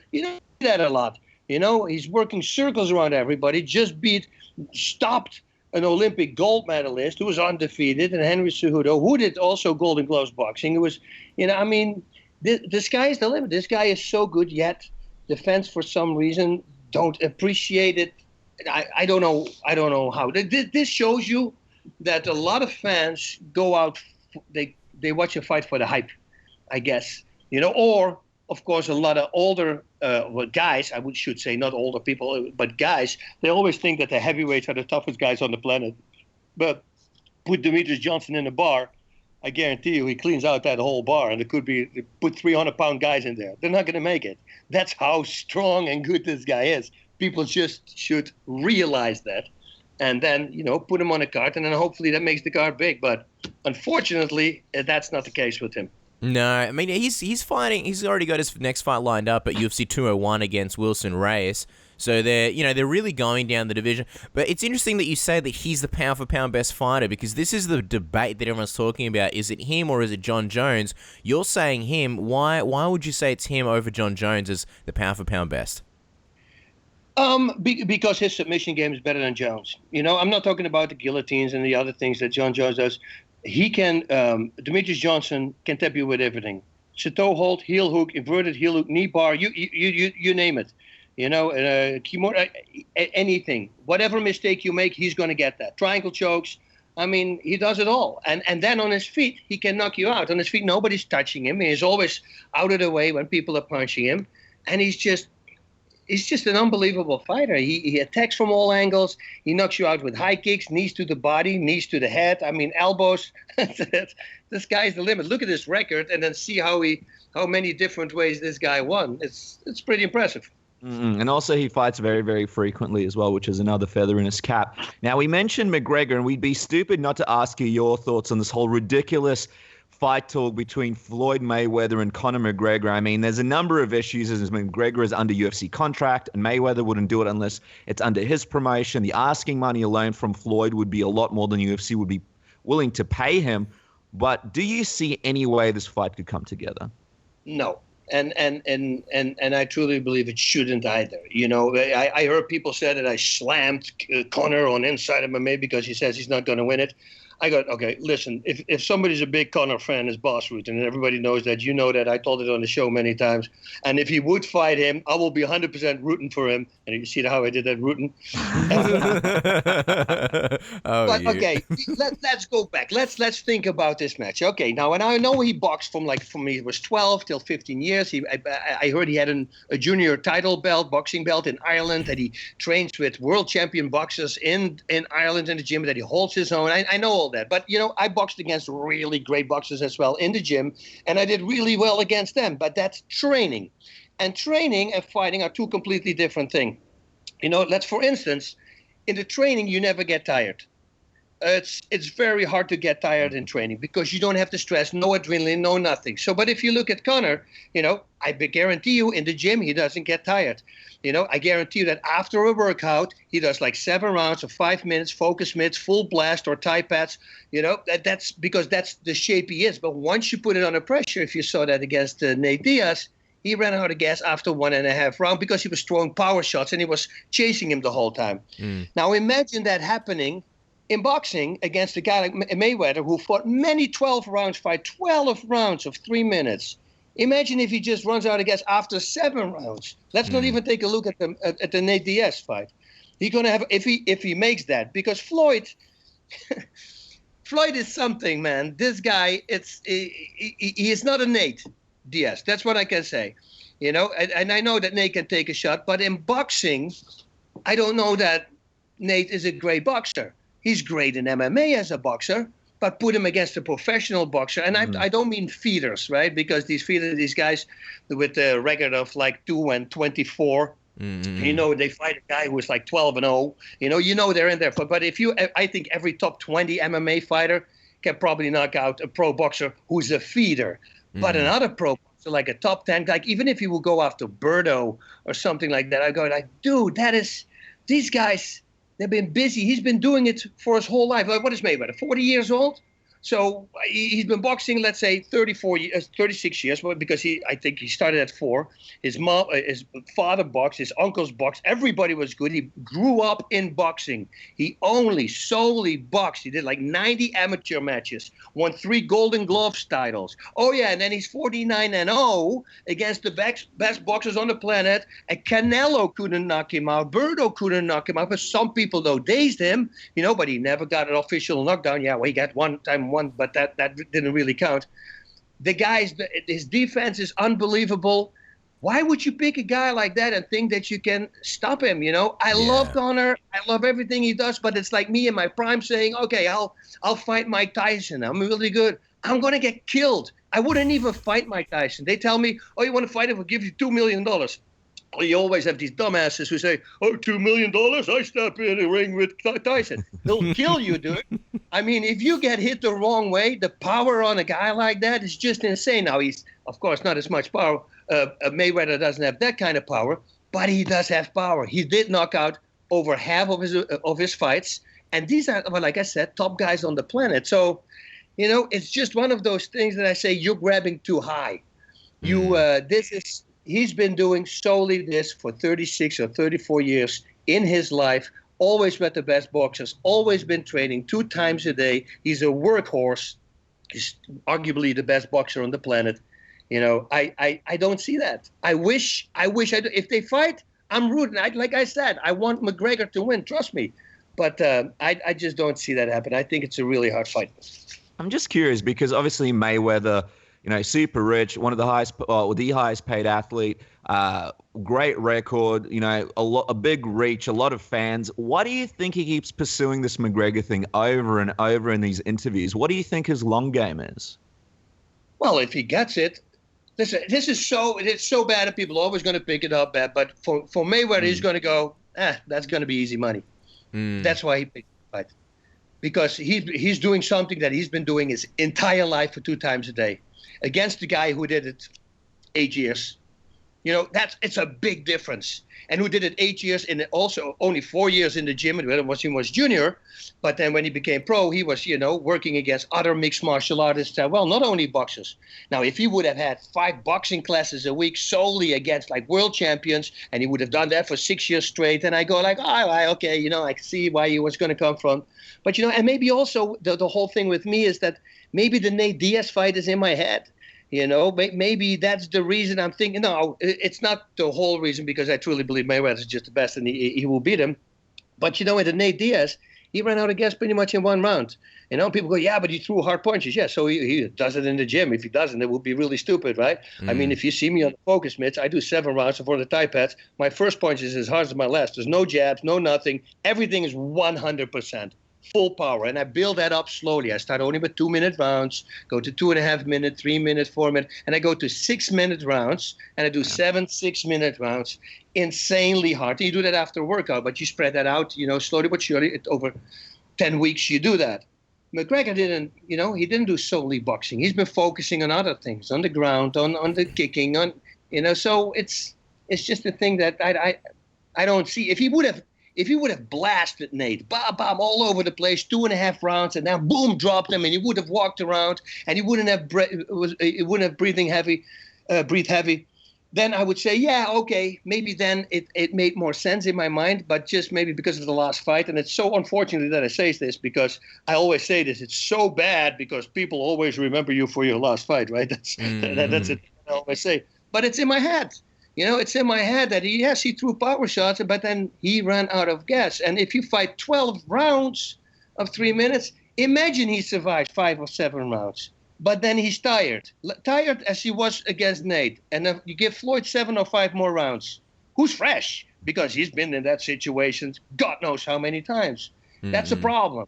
He's going to have a problem. So I don't know. And Floyd is stirring the pot, of course. And like I said, it's for him, he thinks, because what was this money? Because I hear $10 million? No, it was got to be way more, right? It will have to be a lot more. He would have to co-promote it, and then he'd have to get the direct cut of the pay-per-view. So that would be another hurdle. I don't think the UFC would co-promote with anyone. Wow. Yeah. Well, for him, he would go, it's not against the boxer. He knows he has a much higher chance than he has facing Triple G. I guarantee you that. Well, yeah, I mean, that's a really great breakdown, Bas. And for the record, I agree with you 100%.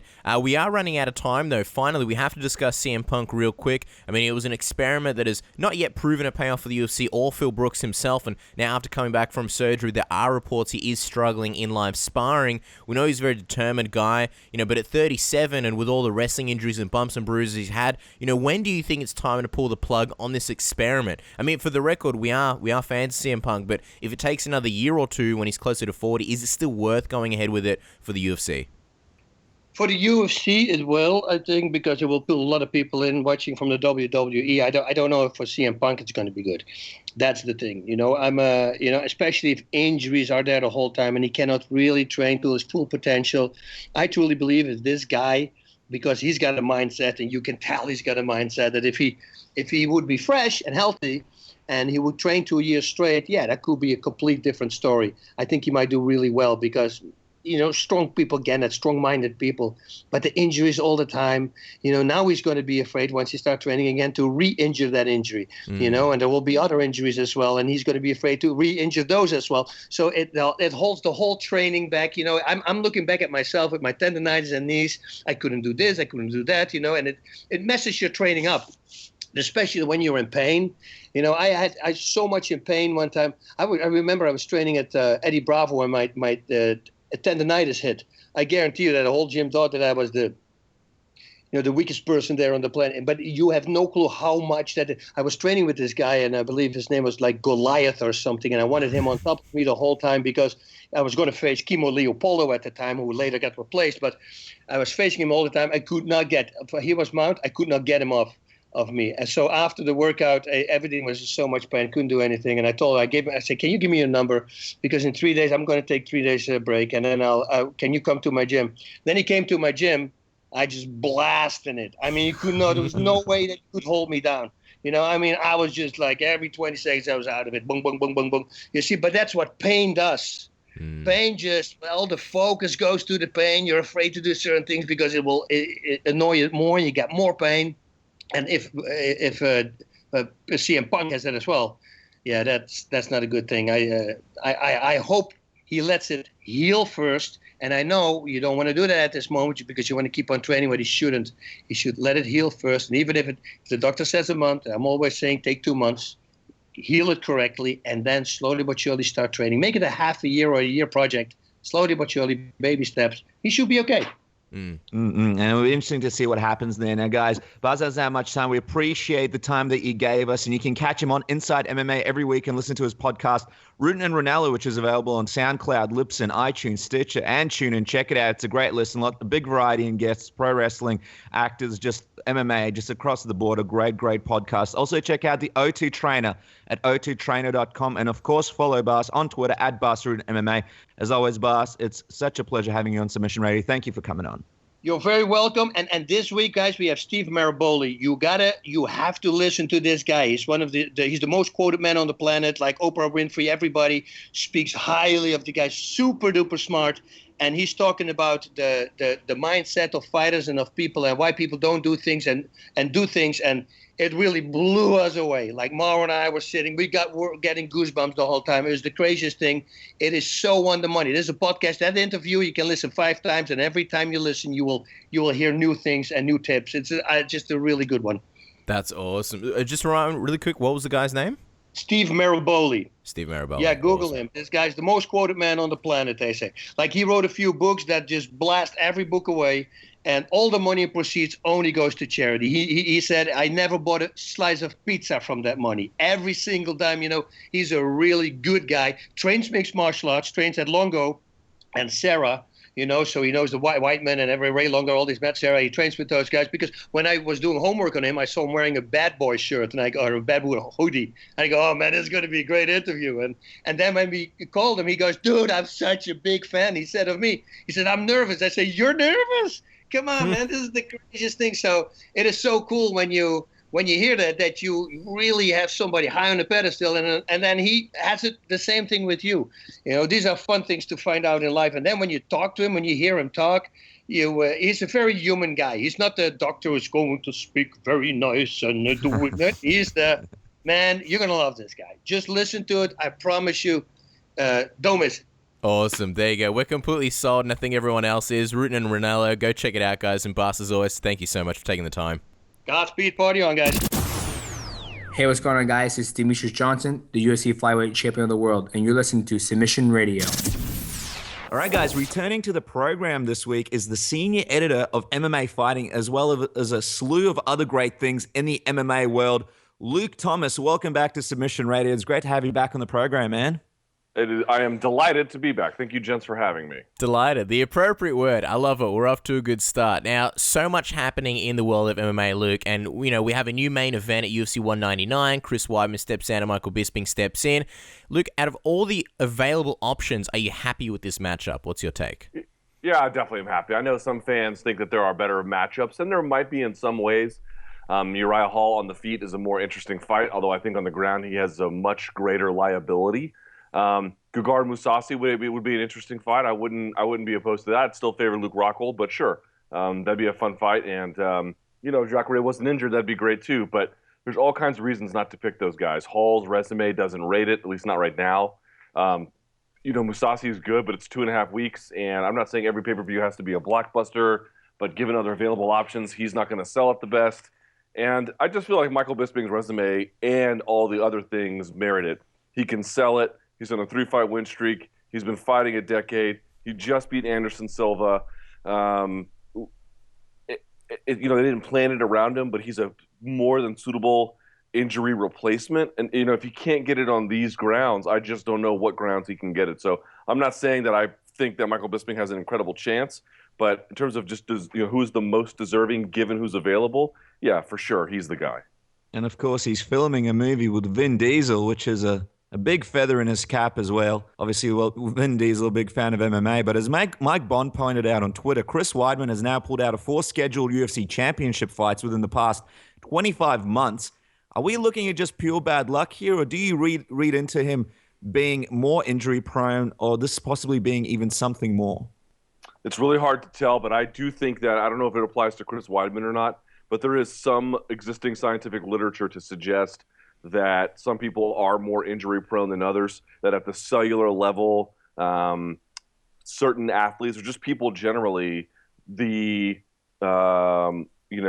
tensile strength of their tendons and ligaments and muscles and their bones, less so the bones from the existing research, but certainly the tendons, ligaments, and muscles, that they're just from a fiber standpoint a little bit more protected, a little bit more connected. There was an article in the Atlantic magazine, I think in 2015, about this. They talked about how certain people have more collagen in their tendons, for example, which protects them from being torn more. Obviously, everyone's got their own biological limits, and I don't know if this applies to Chris Weidman, but you just look at the injuries he's had; they've been devastating. The bone he broke in his foot is very hard to heal. He's had knee injuries. Now they're talking about removing or fusing discs in his neck. These are super, super serious. These are going to affect the way he walks and moves when he's long gone past fighting. So obviously I wish him a speedy recovery. I don't know if it's mismanagement or bad luck, but yes, there is some reason to believe that he might be one of these people who fits the profile of not having as much resistance to injury. Yeah, and that's crazy to see him go from champion to, yet another injury, to people sort of questioning, will he look the same upon his return? But all right, so Bisping's in. We were there when Rockhold fought him in Sydney.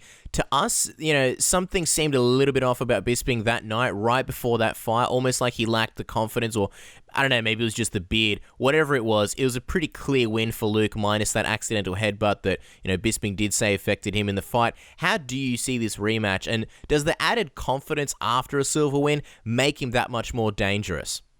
Yeah, it makes him a little bit more dangerous, not so much in that sense, I don't think, but in the following sense. Like, I talked to him yesterday, and what he told me was he's like, I'm not trying to push this 5 rounds. Now normally that would be something he's trying to do. He would be trying to extend it long, use his cardio, and when everyone else fades, turn on the gas. He has no gas. He admitted it. There's no way he can even deny it or lie about it. It's obvious to everyone. So his plan is just to really push hard right up front. And if that doesn't work, well, then that doesn't work. But that's really the best and, frankly, the only option. To me, that sounds good. There's probably a risk there about to what extent you're getting out of what you naturally do well. And maybe that could wind up costing him. But, the deck is already so stacked against him. You don't really lose much risking something. You don't really lose much, trying to start strong. And Vitor Belfort started strong against Luke Rockhold, and it worked out pretty well for him. I'm not saying, Michael Bisping can throw kicks like that and land them, but you get the idea. Like, maybe there's the element of surprise there and overwhelming him. And, we're talking about very small chances, but if that's your window, then that's the one you got to play in. Well, speaking of Anderson Silva, and obviously Bisping had a win over him, last weekend we saw Silva get pulled off UFC 198 due to some serious issues with his gallbladder. Now that he's out of surgery, do you expect him to be added to UFC 200? And if he is added to UFC 200, do you think it's still the same matchup against Uriah Hall?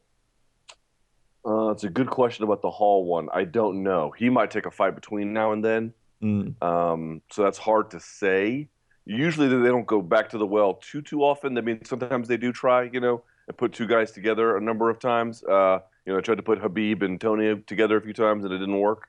Speaking to Mark Raimondi, who had a similar ailment, he thinks that putting him on 200 seems very unlikely and very optimistic, but who knows? Maybe Anderson can heal quicker or doesn't have quite the same affliction.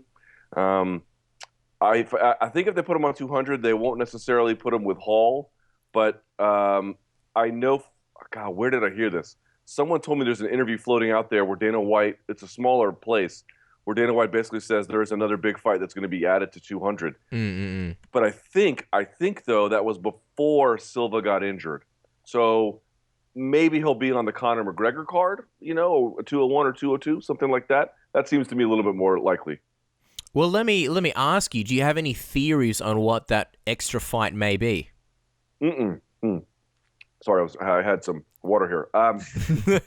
How dare you drink? I'm such a professional, sitting here gurgling on water. No, I really don't. I've been racking my brain about it, about who might be available. They've clearly indicated the ship has sailed, in those words, with Conor McGregor, so he's out. Is it CM Punk? Is it somebody who is, a little bit out of left field? Is it somebody in acquisition? I mean, we can all sort of speculate here, but no, I don't have any insight. Also, it could just be Dana White being like, I've got this huge surprise.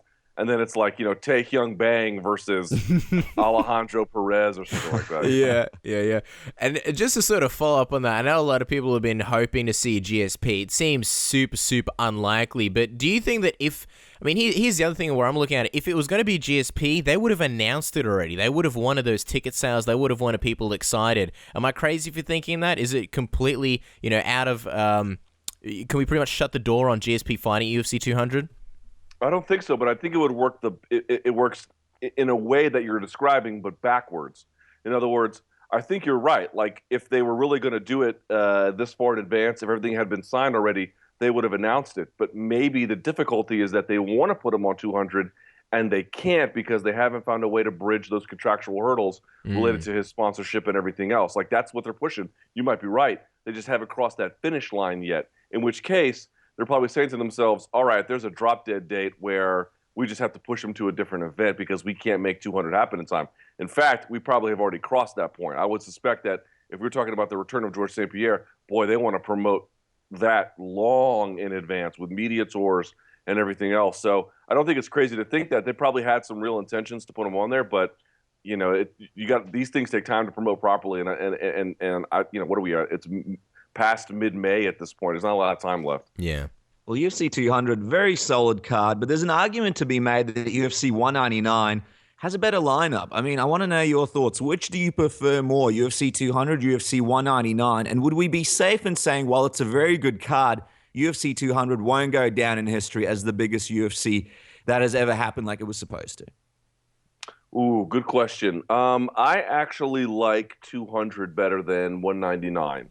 I find a lot of the belly aching around 200 not to be unfair necessarily, but to be based on a really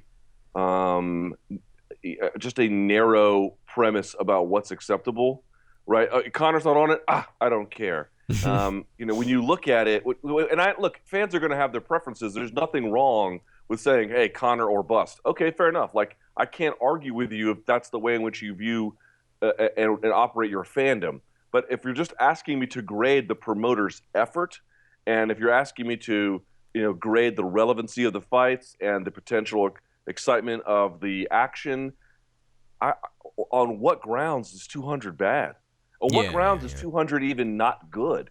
200 is an excellent card. Straight up, no doubt about it, excellent. Now, 199 is no slouch, but for me, I think, I could be wrong about this, isn't right now John Jones the only fighter who competed at UFC 100 and will compete at UFC 200? No, there's Jim Miller as well. Oh, Jim Miller as well. Okay, still, I find the bookending of that kind of interesting for me. And also the interesting part is, John was on the prelim card. Now he's headlining it, sort of a tale of a story about his career. But I just find that I'm prone to liking John Jones. But for me, I didn't like that Weidman Rockhold matchup right away. I thought it was bad for Chris Weidman. Now you can say, well, he's got a fresh start, but we've already discussed some of the drawbacks of the Michael Bisping fight.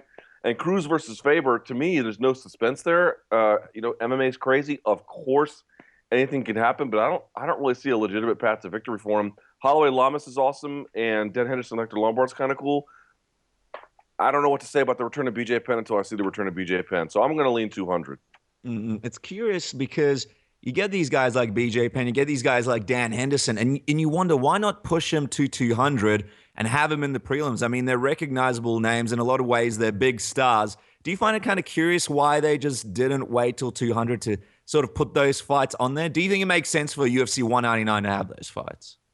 Yeah, I think so. I mean, look, they're trying to create as much bang for their buck. They're not trying to put out a bad pay-per-view because they're going to put out a good pay-per-view. They want to put out at a minimum good pay-per-views, and when they have the opportunity, great ones. I think that's what they're kind of doing here with 199 and 200. Again, depending on your perspective, you might have a preference one way or the other. That's fine as well. But they're always I always call it, it's the common standard of excellence. That's what UFC is always trying to match, is the common standard of excellence. And for me, that's not just true in the promoter effort, but in the talent they recruit and the effort that the talent gives inside the cage. And so, no, I'm not surprised at all that they put those guys there. For the record, I am leaning towards UFC 200 quite easily as well. In other news, Cleveland's now celebrating their world heavyweight champion. We believe Overeem deserves the next title shot against Stipe Miocic. But where do you weigh in on the thought that, the winner of Cain versus Brown may get it instead? Oh, I think that would be kind of tragic, personally. Well, maybe tragic's a strong word, but, Overeem's done a lot. It would be nice to see a guy who had won those other titles in other organizations and other sports, try and make a legitimate push at history, especially given how well he's doing and who else is out there. And for them to wait for Cain, that fight's not even going to take place till July. Then they have to promote another fight. That presumes he's healthy.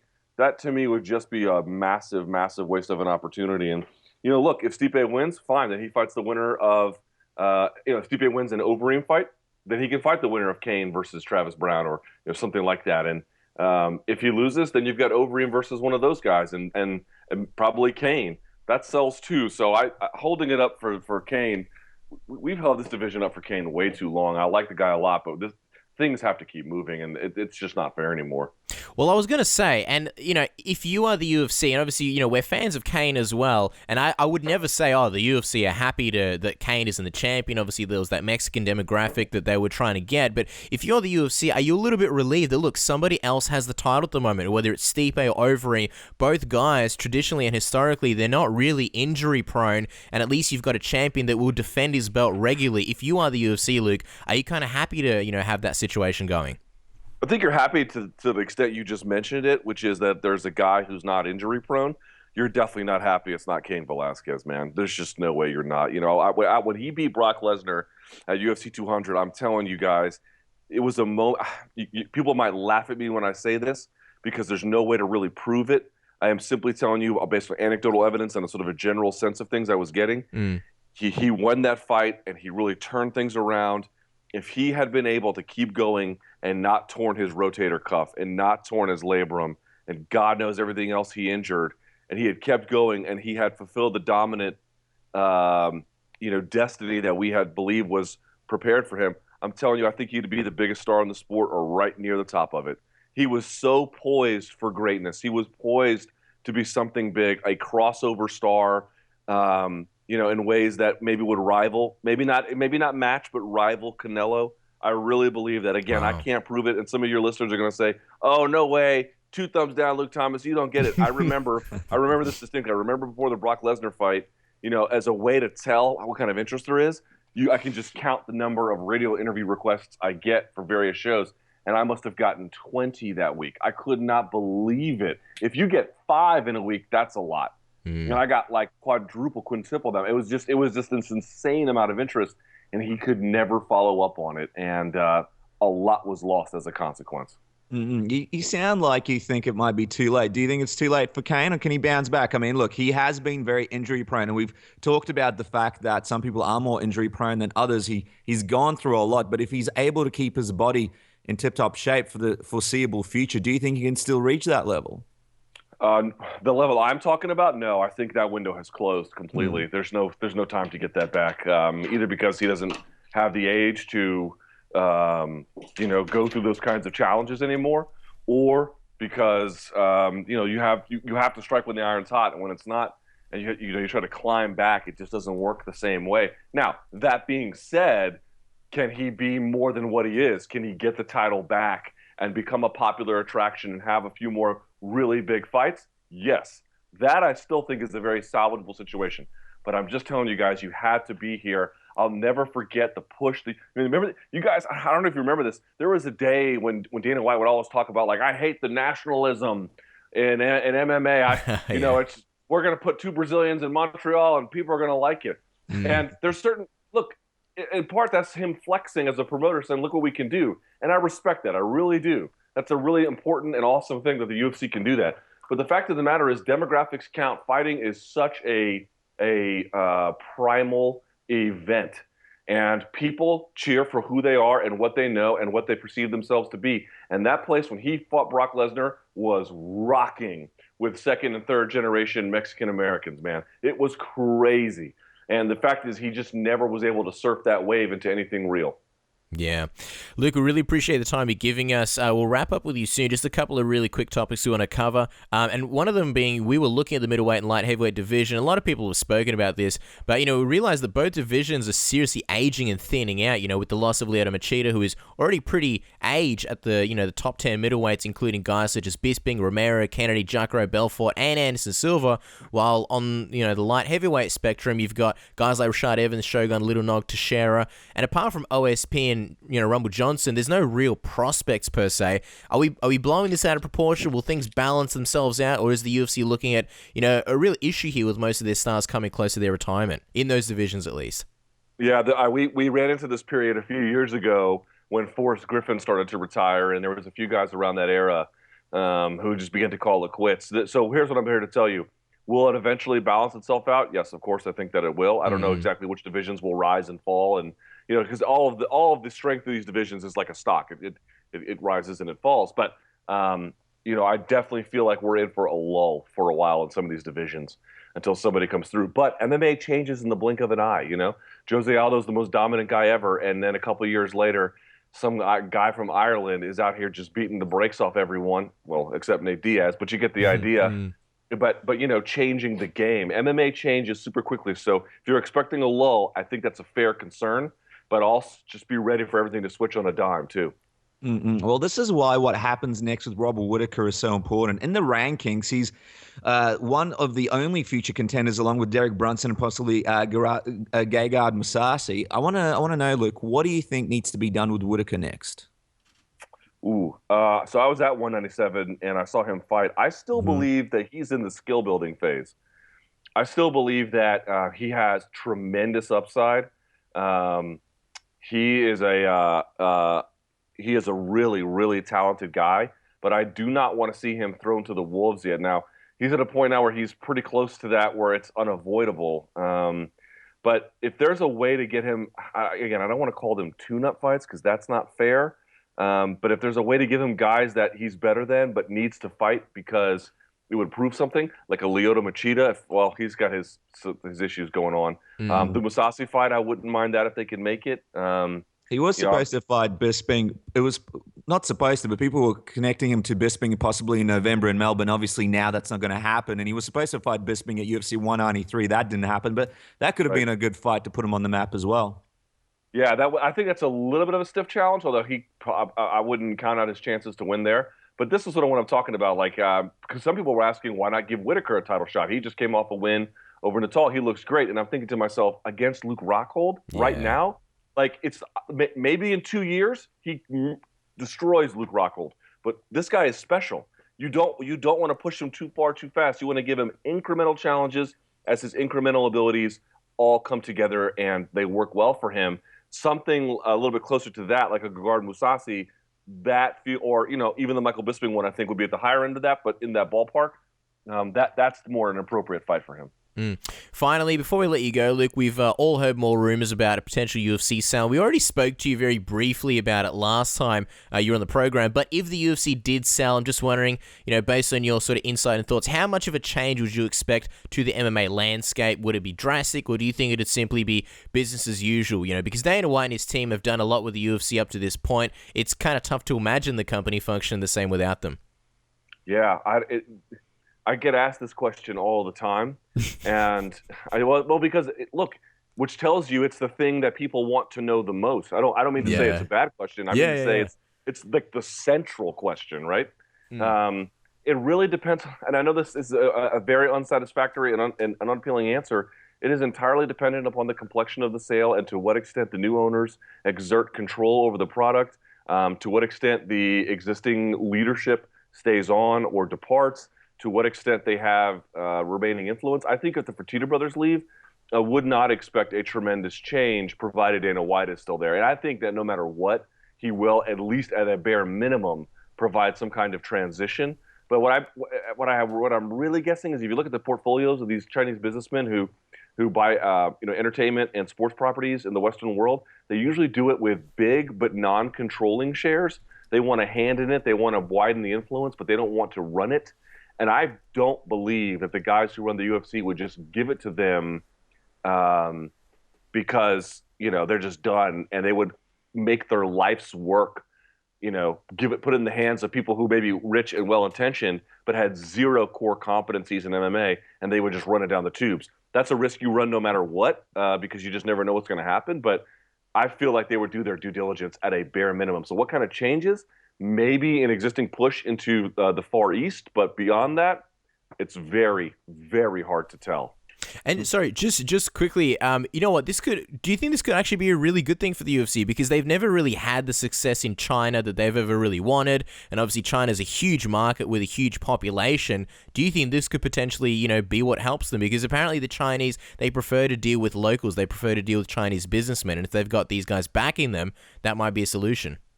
Well, I actually feel like if it's a partial sale, that actually would be great for the UFC, great for MMA, because you keep the guys who are in power, who know how to run the ship through waters both steady and great, doing what they're doing.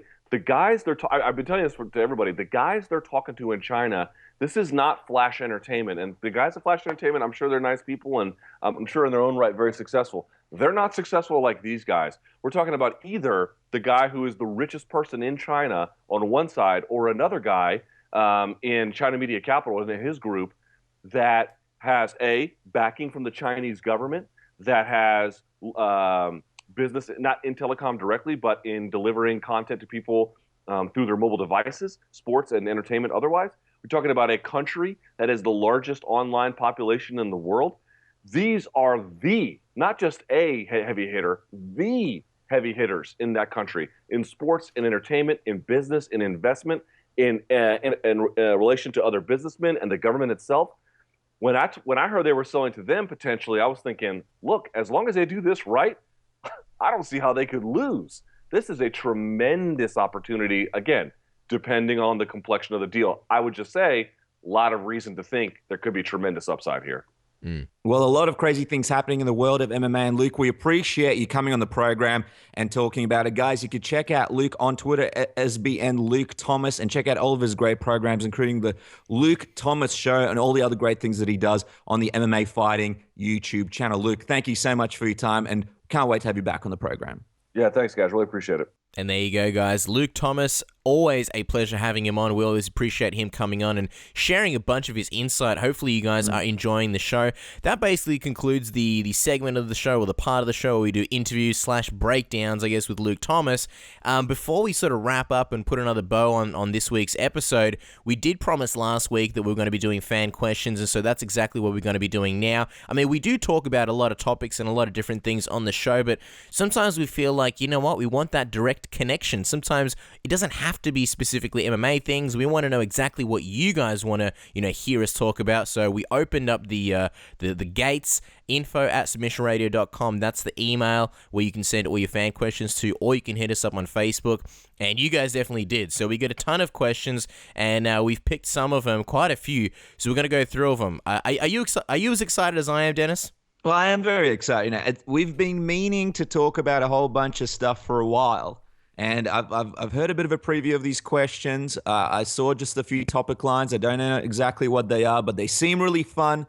So I'm excited to see what we think on a bunch of different stuff. Yeah, this is like Festivus in Seinfeld, and we're like Frank Costanza. Is like, I've got a lot of issues with you people, and you're going to hear about it. I got a lot of grievances. Now, in all seriousness, you guys did a phenomenal job with these questions, so thank you so much for sending it in, and this is something that we want to make a very regular thing. I don't want to sit here and sort of promise that every single week we'll be doing fan questions, because some weeks there is just a lot of other stuff that takes precedent, but that is sort of the aim. So as long as you guys keep sending them, We will continue to answer them. And look at this more, not so much as listener questions. This is more like ask me anything. People do it on Reddit all the time. We want to be doing that on the show. I mean, very regularly. Nothing is sort of what's the word? Nothing is out of bounds. Off limits. Right. There you go. Yeah, you know me so well. All right, first question. Simon O'Keefe.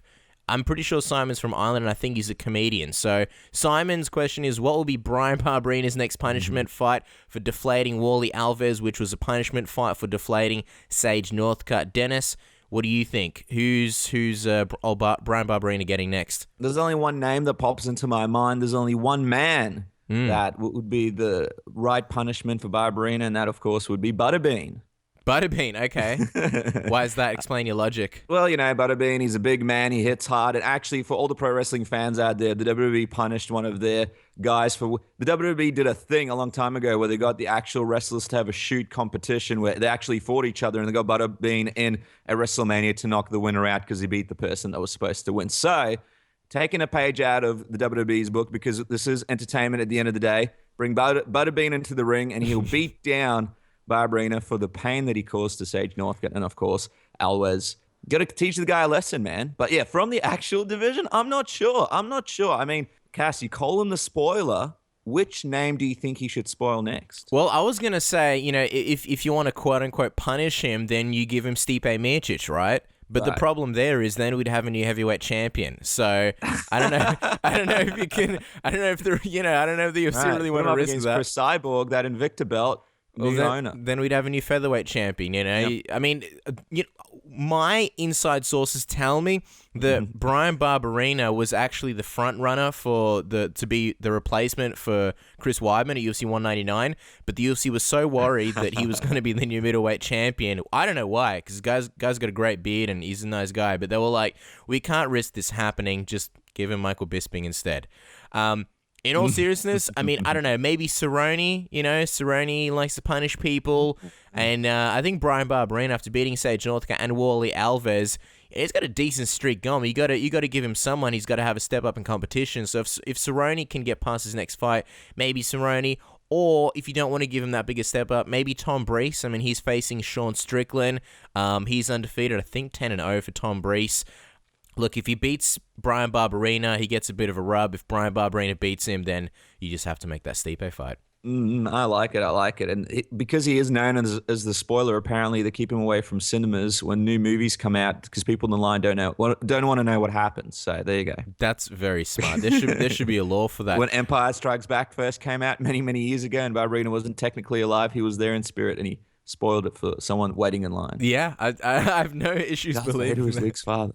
Simon O'Keefe does continue. He does go on.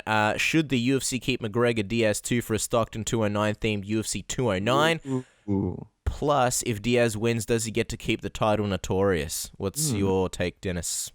Well, Notorious would work in a lot of ways for Diaz because he's got that sort of gangster thing going on. Notorious. Nate Diaz, but it doesn't have the right ring to it. So maybe he should let Conor McGregor hold on to that. And I would be all for this whole 209 themed UFC if 209 wasn't so far away. If it was like in the next couple of events, I would actually see the UFC going for this. I think that would actually make promo packets, and it wouldn't be the worst promotion that they've done.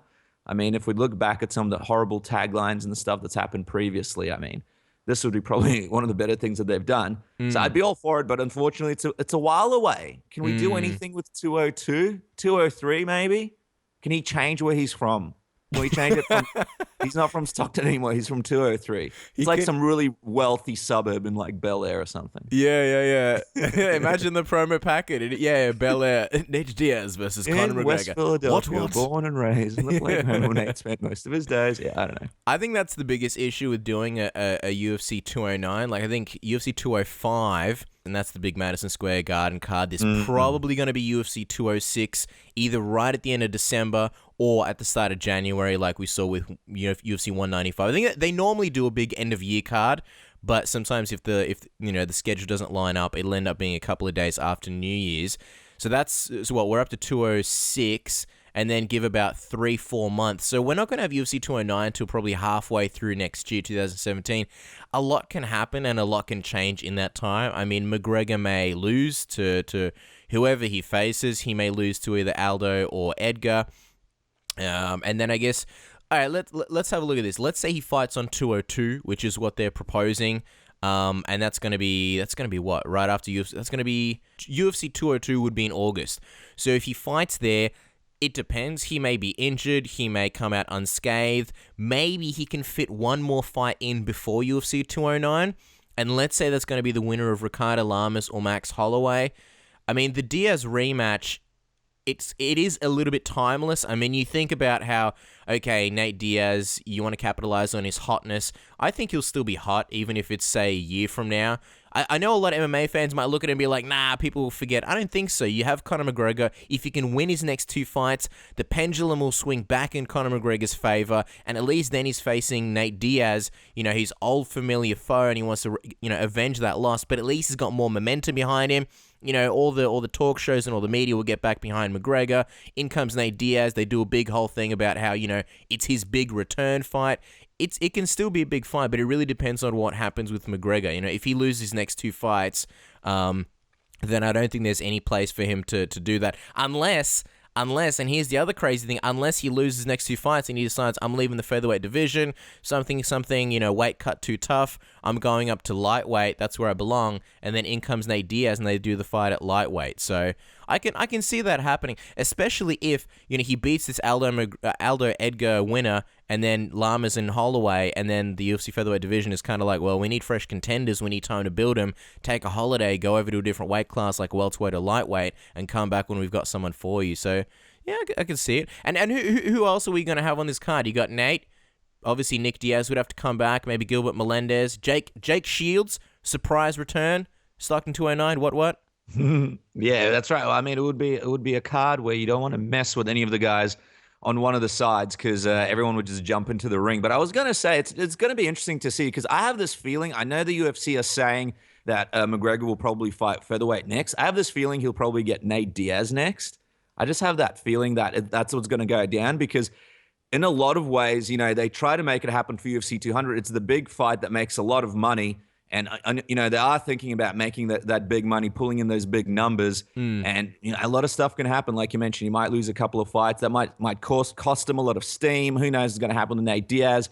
So who knows? Maybe around that time it will be McGregor versus Diaz. Well, who knows what's going to happen? I saw a theory floating around. It was basically that, look, UFC 200, it's going to be big regardless, right? It's going to be big just because it is 200 and they're going to pour so much money into the promotion. And look, it is a good card. It's not as crazy stacked as we hope. But even if it doesn't, I don't think it'll break 1 million. Oh, maybe. I don't know, maybe. But even if it does decent numbers, you can still have McGregor on 201 and McGregor is money regardless. So if you do have that $1 million pay-per-view at 201 and you have decent numbers at UFC 200 combined, you've still got 2 really, really successful events. As opposed to putting everything into UFC 200, having that, be whatever, 1.5 million or so, or 1.6, however many, and then UFC 201 just doing sort of average numbers. Actually, sorry, we're talking 202. But yeah, if you combine UFC 200 and 202 numbers, if Conor McGregor's on it, then yeah, you can really sort of stack the deck and combine them to have big numbers. Oh, for sure. And you'd obviously confirm the fight as soon as possible so that at 200 you had McGregor sitting there doing his thing. If he's looking at the winner of Aldo and Edgar, he'd be jumping in the ring after that fight. If he's fighting Diaz, then Diaz would be sitting there as well. There'd be a bit of trash talk. You'd use the fact that so many people are watching 200 to build up that 202 card. Maybe 201, who knows? Because 201 does have Lawler defending his title, does have DJ. But if something does happen to Lawler, I don't think DJ would be able to hold up that card on his own.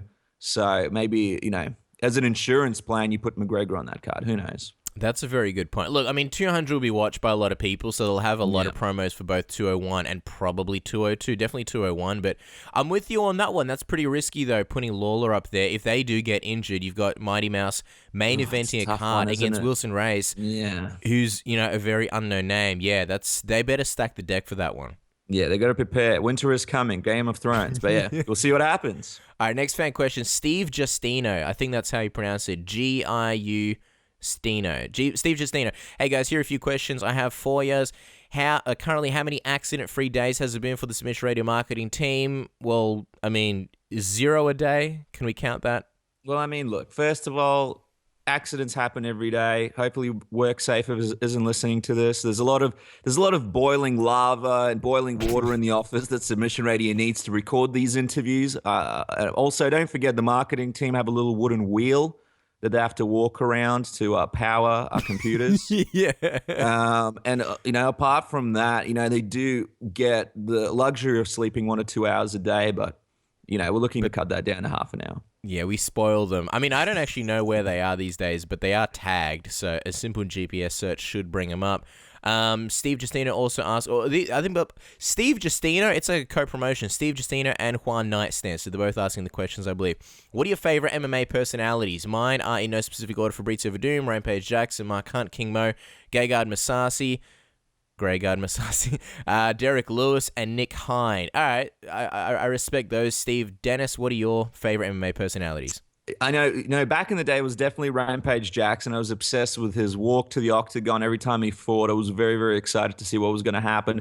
Also, I used to love Forrest Griffin. I used to love Brock Lesnar. Anytime there was a big Brock Lesnar fight, you got that special atmosphere when he was walking to the octagon. It was almost surreal. Chuck Liddell was a guy that I used to love watching as well. It's really interesting. A lot of these, Chael Sonnen was a great one as well. Anderson Silva, when he was on his streak and he came out to DMX, that was pretty crazy. It's really interesting. A lot of these personalities are sort of guys that have moved on, are sort of retired. Ben Rothwell, he's probably one of the more recent ones when he actually had his cape and he came out, or his hood or whatever. That was actually the most recent time where a personality has really, really sort of got me excited. And obviously Conor McGregor. Conor McGregor is a guy that, everybody enjoys what he has to say. But more recently, not that many people. Ben Rothwell, Conor McGregor, maybe a couple of guys slipped through the cracks. What about you, Cass? Yeah, a lot of people have been interesting outside of the actual cage and outside of fight nights in terms of personality. Obviously, we're not talking about fighting. But since Pride, there hasn't been anything too crazy in terms of ring walks or entrances. I mean, you do get a few of them. I mean, like Genki Suda, and you did have James Tahuna with their Men in Black entrance. Jason Miller was good. Yeah, but then, since Reebok's come in, it's been pretty sort of watered down. But Ben Rothwell was one of those, last of the Mohicans where he had the laugh, the post-fight interviews, the cape, the entrance music from Dracula. So, yeah, I agree with you there on Ben Rothwell.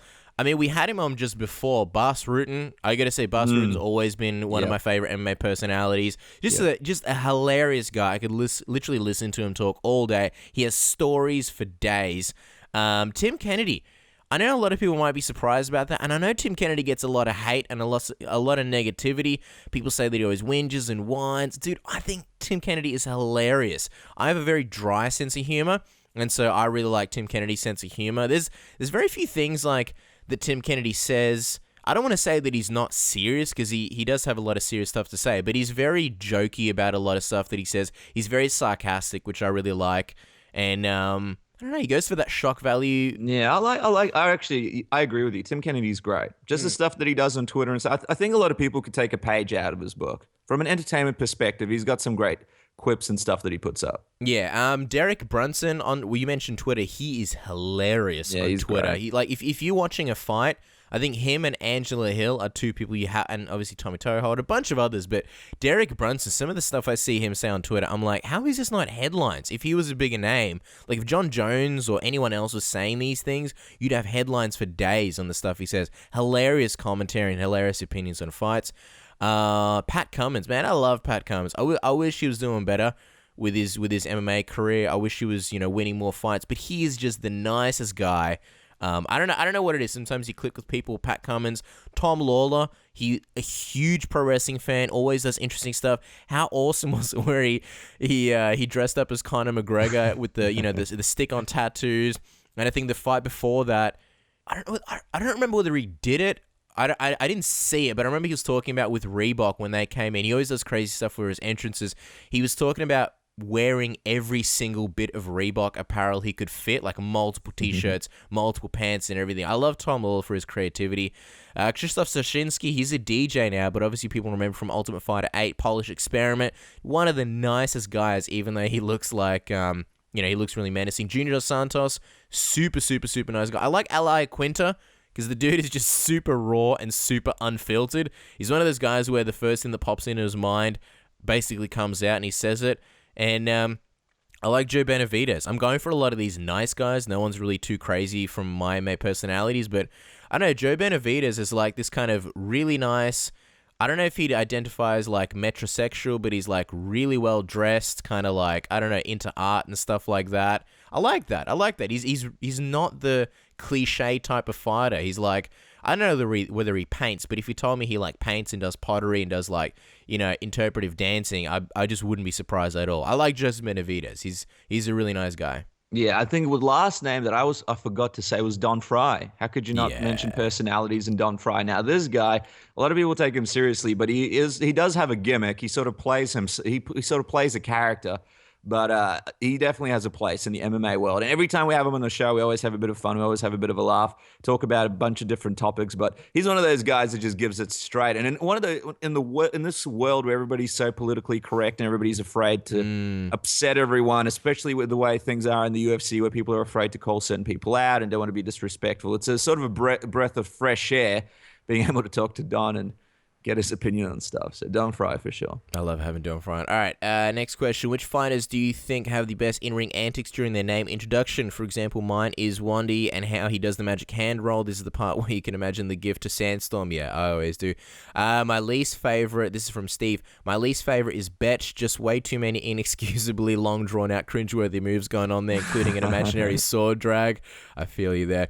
If you feel the urge to cringe right now, don't worry, it's normal and will pass as soon as you imagine any combination of the following: cookies, French toast, bacon, pizza, or brownies. Thanks, Steve. You've single-handedly ruined my diet.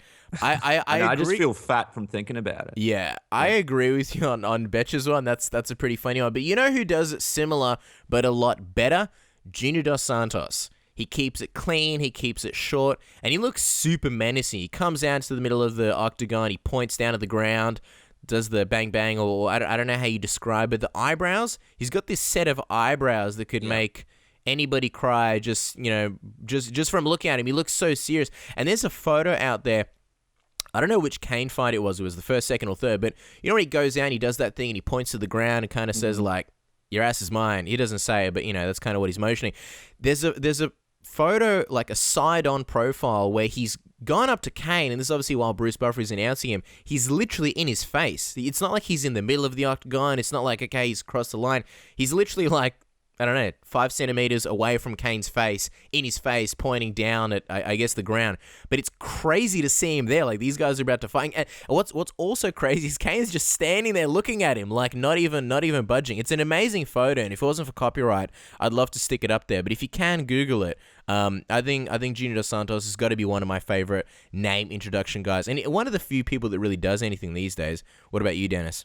Yeah, no, that's a good one. And one of the quickly, just about Bruce Buffer, for people that don't know, who haven't been to live fights, he full on gets into the introductions, obviously gets into the fighters' faces, and then in between rounds, like right before the main event, he's actually like warming up himself. It's like he's about to go to fight. He's got his game face on. He looks super serious. He's like doing these stretches and stuff because he's going to do his jump. Yeah. I mean, next time you guys go watch a UFC event, if you're lucky enough to see Bruce announce, because he does a really good job, just keep your eyes on Bruce Buffer. I mean, you will have a great time. But yeah, for me, I like Demetrius Johnson. He does some fun stuff. Again, Rampage Jackson, I like how he just sort of stares at the camera and does that whole act there. Anyone else? Yeah, that's pretty much it, yeah. You know who was always good? Charles Crazy Horse Bennett. I mean, whether you're talking about name introductions, whether it's the walk, or whether he's just jumping in the jumping like up on top of the cage. Charles Crazy Horse Bennett, to me, is must-see TV. He was always awesome. I like Overeem. I love that thing that he does. It's really basic, where he just raised his hand up. But I liked it when he was, like 600 pounds and training for the Mr. Olympia back in the day a few years ago, because he didn't really need to do much. I mean, his name's being introduced and he's just staring at his physique and you're just like, Jesus Christ. He did this thing where he just like wiggle his arms like he's McBain and his muscles can hear you talking about. You just wiggle his arms and you just see his like muscles moving. You're like, Jesus Christ. And then his name, gets mentioned out. He just raises one hand, kind of looks all cool, calm and relaxed, and just looks so menacing. Nowadays, he's shrunk, so he doesn't have that same effect. Arlovsky, he'd have the tongue out, he'd have the fangs, the fang mouth guard. I liked Arlovsky. And I like Fedor as well. He didn't really do much, but with Fedor, he didn't need to. And for so many of his fights, the lights were turned off, so he'd just be, not in Pride, but, especially in the Strikeforce days, he'd just be looking down, the lights are all dimmed. I really like Fedor's thing as well. Yeah, Fedor was good. Actually, Diego Sanchez was good because he did that crazy look across the octagon. Dan Hardy was good. He did that thing with his arm where when they announced his name, he put it to his ear. So, yeah, there are a few good guys there. I think there's room. There's room for someone to bring in something good. Right, I don't feel like there's enough stuff happening at the moment. People really need to... I feel like fighters really need to look at sort of the character that people perceive them in because people don't really get to watch them every week. So this is their chance to sort of learn little things about them. And I feel like everyone should like have some kind of weird thing that they do before a fight. Yeah, I think though, like and I've thought about this as well. I was like, what would I do if I was a fighter? And this is like, a stupid hypothetical if. But then I think like, man, I'd probably be shitting myself. I'd be so nervous. Even if I like went through a routine and choreographed it, I'd forget it the second I stepped into the octagon. I think that's why a lot of people don't do it because they're just like, thinking about what's about to happen and what's about to go down.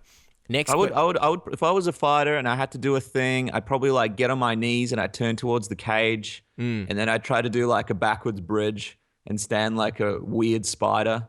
Just look upside down at the person. Like a reverse John Jones, basically. And then I'd crawl towards them like a weird spider. They said I could be anything. I became a bridge. A noise like this, I'd be like...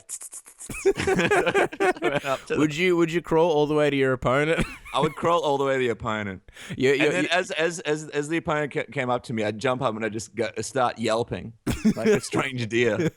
And just in that confusion, low blow, eye poke, point deduction, doesn't matter, knockout. Wow. You could do a neck bridge and then like, as Bruce Buffer's introducing you, you just sort of like shuffle your feet and move all the way and you're underneath your opponent. You could see up their shorts. It'd make everything just incredibly uncomfortable for them. And throw them off their game too. Even if in the stare down, you just whisper something really nice to the person.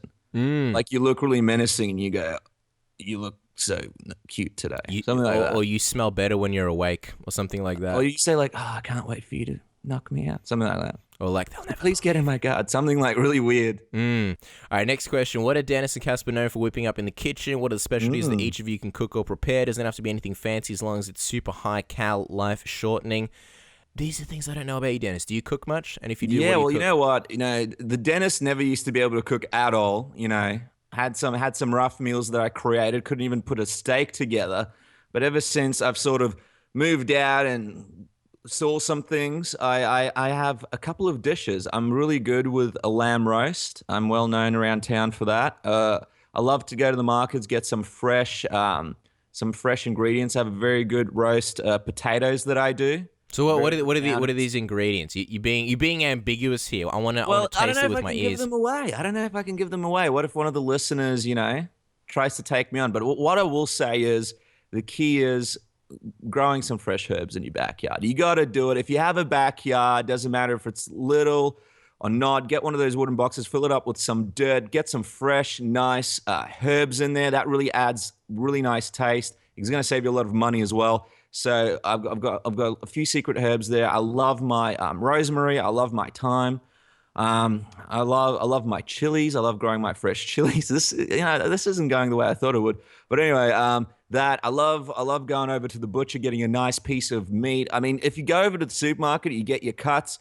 That's normal, but you'll notice there's a big difference if you can get up to the butcher, get a good price. And I recommend going to the market right before they close, because that's when you can get your good bargain. So I'm good with the lamb roast. When the meat is just about to go off, and that's you're like, right. I'll just take as it. The meat goes off, you go there and you make a deal. You put on your Chael Sonnen face and you make a deal.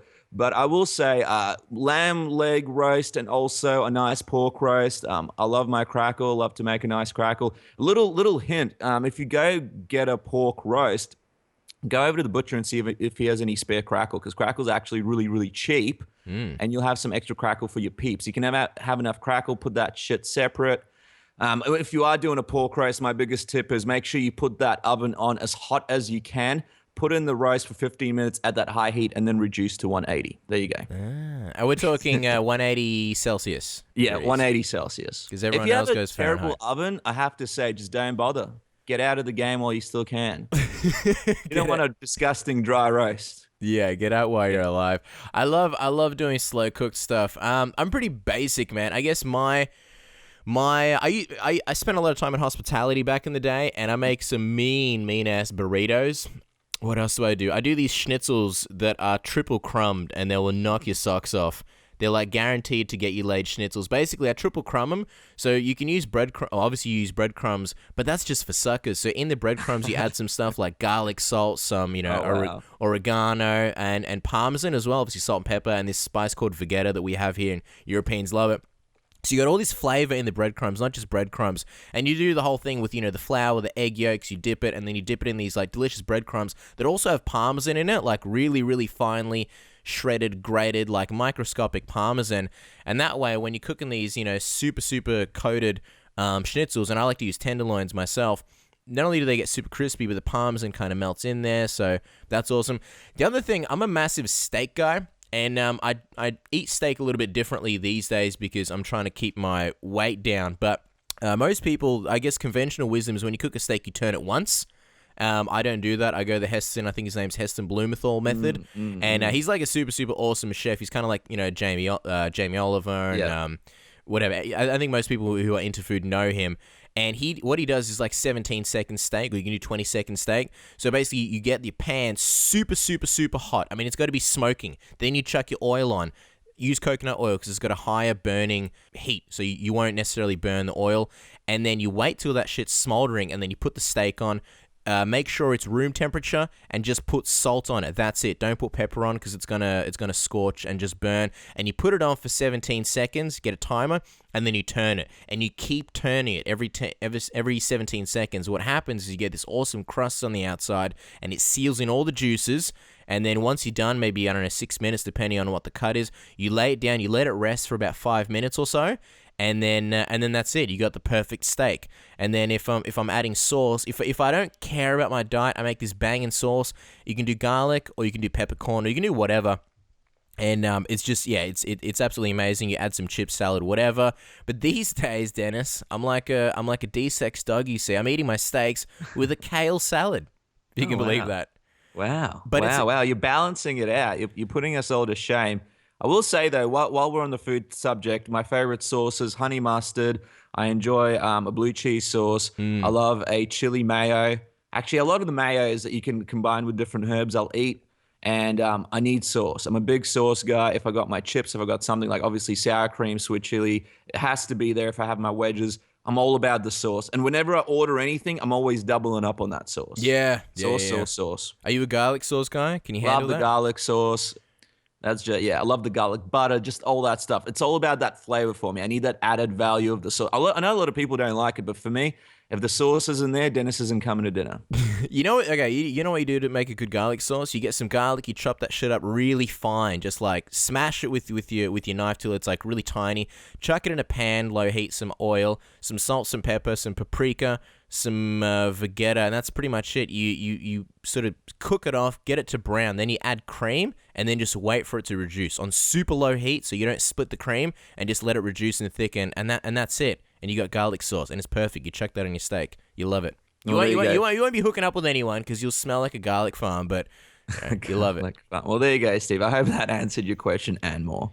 Finally, his final questions, the second last we're going to do. Give me your Timothy Johnson mustache review rating for Valhalla Rising. Yes, I'm a persistent type bastard, huh? Listen, I remember Steve asking us ages ago, or Juan Nightstand, or Surface Reflection, whatever name you want to go by. I remember you asking, or maybe it was Human Moron. I don't remember these names. Asking about Valhalla Rising. We haven't watched it. I haven't watched it, but I actually have downloaded it. Or I'm in the process of downloading it because you keep asking. So we'll watch it. We'll have a look. Something to do with Vikings. It's meant to be an emotional, touching story. So when we do watch it, we'll give you our Timothy Johnson mustache, hopefully in the next few weeks. That's right. It's definitely on the list. We promise. And the mustaches are coming. All right. Whether it's a lot or not very much, that's going to have to take time. We're going to have to really break this one down. Remains to be seen. All right, last question that we're doing, Dalton Stickney. And again, if you want any of these, if you have your own ones, send it in, info@submissionradio.com. This is the last one we're going to be doing, and then we're out of here. Dalton Stickney has stuck us with a super long question, but that's okay. He says, great show and great to have her back after some good fights. Question, why is MMA media supporting or giving credence to the Nick Diaz-Lawler rematch? Diaz hasn't won a fight in 4 years, and versus Anderson, he seemed to just clown around a coast, but looked like he didn't care or was even trying at all. 50-45 loss. Jump in the queue of a stacked division of active great fighters with his last win in 2012 will be a horrendous thing. I'm all for fun fights, and I like the Diaz brothers and would love to see Nick back and shaking up the division, but he's got to prove himself or win a few fights to get Lawler. A knockout from 12 years ago doesn't get him a shot. It was so long ago that Robbie had a thick head of curly brown locks. That fight is completely irrelevant to the welterweight division in 2012, where Lawler is the champ, defending his belt twice in Fight of the Year performances, and Diaz is coming off consecutive losses, getting blanked against Anderson Silva and a suspension. Yet in spite of all this, everyone is talking about the fight like it's a legit thing. Would love to see a hungry Nick make a run, but as for the Nick who gave up against GSP in the third round and barely showed up for the Silva fight, no thanks. Too many legit contenders with Wonderboy, Magny, Condit, and Rory rematches potentially to let Diaz jump them because he's surly and scowls. If he wants to be a character without having to actually fight, let him go to the WWE. Sorry for the long note and had to vent that out. Driving me nuts. Enjoy the show as always, etc. All right, Dennis, what's your take on this thing? I think it's pretty clear why the UFC would go for a Nick Diaz-Lawler rematch. What do you think about this one? Well, I think when you look at the current matchup with Tyron Woodley versus Lawler, you think, man, that's a pretty terrible one. Like, I myself don't think Tyron should be fighting him for the title. And I actually would really be interested to see Nick Diaz. There's some heat there. I think in a lot of ways, I agree. It's a pretty stacked division. Obviously, you got Stephen Wonderboy Thompson, and if he beats Rory McDonald, you'd think he'd get the next shot. But the thing with Diaz is there's a real time clock there. The guy is old. He may never actually make it to that rematch. And the fact is, and I hate to say this, there's a good possibility he can't actually win a few fights in a row in the division. Who are you talking about, Nick Diaz? Nick Diaz, yeah, because he's a bit older and he has a style where if you're a smart strategist like a Condit, you can beat him on points. You can figure him out. And if he does fight other top people in the division, there's a good possibility that he'll lose. I'm talking about guys like Rory McDonald. I'm talking about other guys in the division that might give him a run for his money. I'd like to see that fight happen when he comes back because I don't know how many fights he's got left. I think it would be a great fight to watch for fans. And, he does have that history there. It would be a big pay-per-view number. A lot of fans would get to see the press conferences and stuff leading into it. I just think it would be a great fight to watch, and there's a real sort of time clock on it. There's a real limit there, and who knows what's going to happen with Diaz? That's the thing. I mean, obviously he'll try not to smoke weed and do all that sort of stuff, but you never guaranteed how many fights you really have him for when he comes back from that suspension. So I'd actually really like to see him fight Lawler before he leaves MMA. What about you, Cass? Yeah, sure. Look, I'm down for the fight. It's not for me like a fight where I'm like, we must see it because it makes sense. I mean, there are plenty of other good fights. I'm with you on the Tyron Woodley fight where I'm a bit like, well, it's not the greatest fight, and I do think that Robbie Lawler will beat Tyron Woodley, but I guess it's also a timing thing where Robbie Lawler does need a fight. You just have to give him someone. I feel like Tyron Woodley's kind of that bridge. He may beat him, he may not, but I think the UFC probably expect Robbie Lawler to win, and then you've got, say, the winner of Stephen Thompson or Rory McDonald. So I understand why they did that. With Nick Diaz, it's like, yeah, sure, stick him in. I'm not fussed. I want to see Stephen Thompson against Robbie Lawler. I want to see other people fight Robbie Lawler. But even then, the list isn't that long. Like, okay, you've got Tyron already going there. You've got Damian Maia, who's probably not far behind. But then it's like, okay, you've got everyone else is basically rematches. Stephen Thompson's the exciting one. Rory McDonald, that's a rematch, which I don't mind seeing. Carlos Condit, that's a rematch, which I don't mind seeing. And then you've got Johnny Hendricks, and we're already getting to that point where it's like, well, they face each other twice, and then you look below, and it's like, well, you got Neil Magny, you got Matt Brown. Matt Brown and Robbie Lawler have already fought. But I think more to sort of the point that's being asked by Dalton is, does Nick Diaz deserve it? And from what you're saying, no, he doesn't. His last win was UFC 137 over BJ Penn. He's lost to Carlos Condit, GSP, and Anderson Silva, which ended up being a no contest anyway.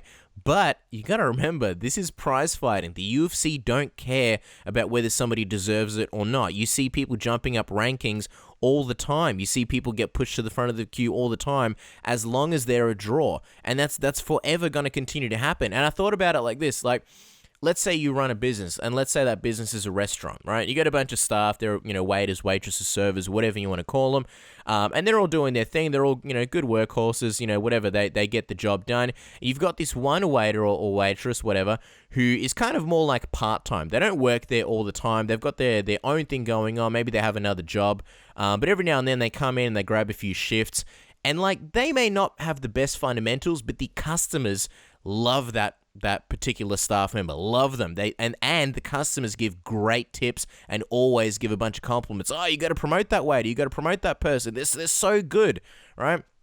And then you got this big show, big day, Mother's Day. Very, very busy day for people in the restaurant industry, right? And you've got all these people who, let's say they want the penalty rates. I don't think you get them for Mother's Day, but let's say you got all these staff who are like, I want the penalty rates. I want to work Mother's Day because I want to earn more money and more tips. Do you give it to the regular workhorses who are just kind of good and they deserve it because they're here Monday to Friday? Or do you give it to that one person who comes in whenever they please? Maybe sometimes, they're a little bit difficult, but the customers love them. And at the end of the day, they get a good reputation. I would probably give it to that one person. Is it fair? No, it's not fair, but, you're running a business here. Much like the UFC is running a business, they don't care whether, Damian Maia deserves the title shot on it or not. I think with Tyron Woodley, the main reason, I don't think it's necessarily about deserving it. I don't think the UFC look at him and say, hey, he deserves the next title shot. And I say that respectfully because who am I to say he doesn't? But I don't think that's the case. I think they look at it and say, Tyron Woodley, you are the next... the next cog in the wheel. We need you now, and that's why you're getting this title shot. Robbie Lawler needs to fight. You are there to fight Robbie Lawler, not because they're looking at Tyron going, oh, you so deserve this, Tyron. You really are the chosen one, if that makes sense. And Nick Diaz, he draws, he makes money. When he comes back, if and when he comes back, he's going to get more or less whatever, fights he wants. Yeah, certainly. And the thing is, I'm not that big on this Carlos Condit rematch. Because I'm afraid when that rematch happens, Diaz loses again. Now you can't really give him that title shot with Lawler because he's lost. And then you sort of have to think about what you're going to do with him next. I mean, I guess if he wants to stick around and fight in the division, but he'll probably only want big fights. He's already fought GSP. Mm-hmm. I mean, he's already fought GSP. He's already fought Anderson Silva. Do you bring GSP back to fight him? The whole thing is I feel like the whole Carlos Condit thing might ruin some fun plans for the UFC. I think with Stephen Thompson, I don't want to sound like a dick because he's a great guy. We had him on the show last week, but the UFC knows that he'll stick around and do as he's told.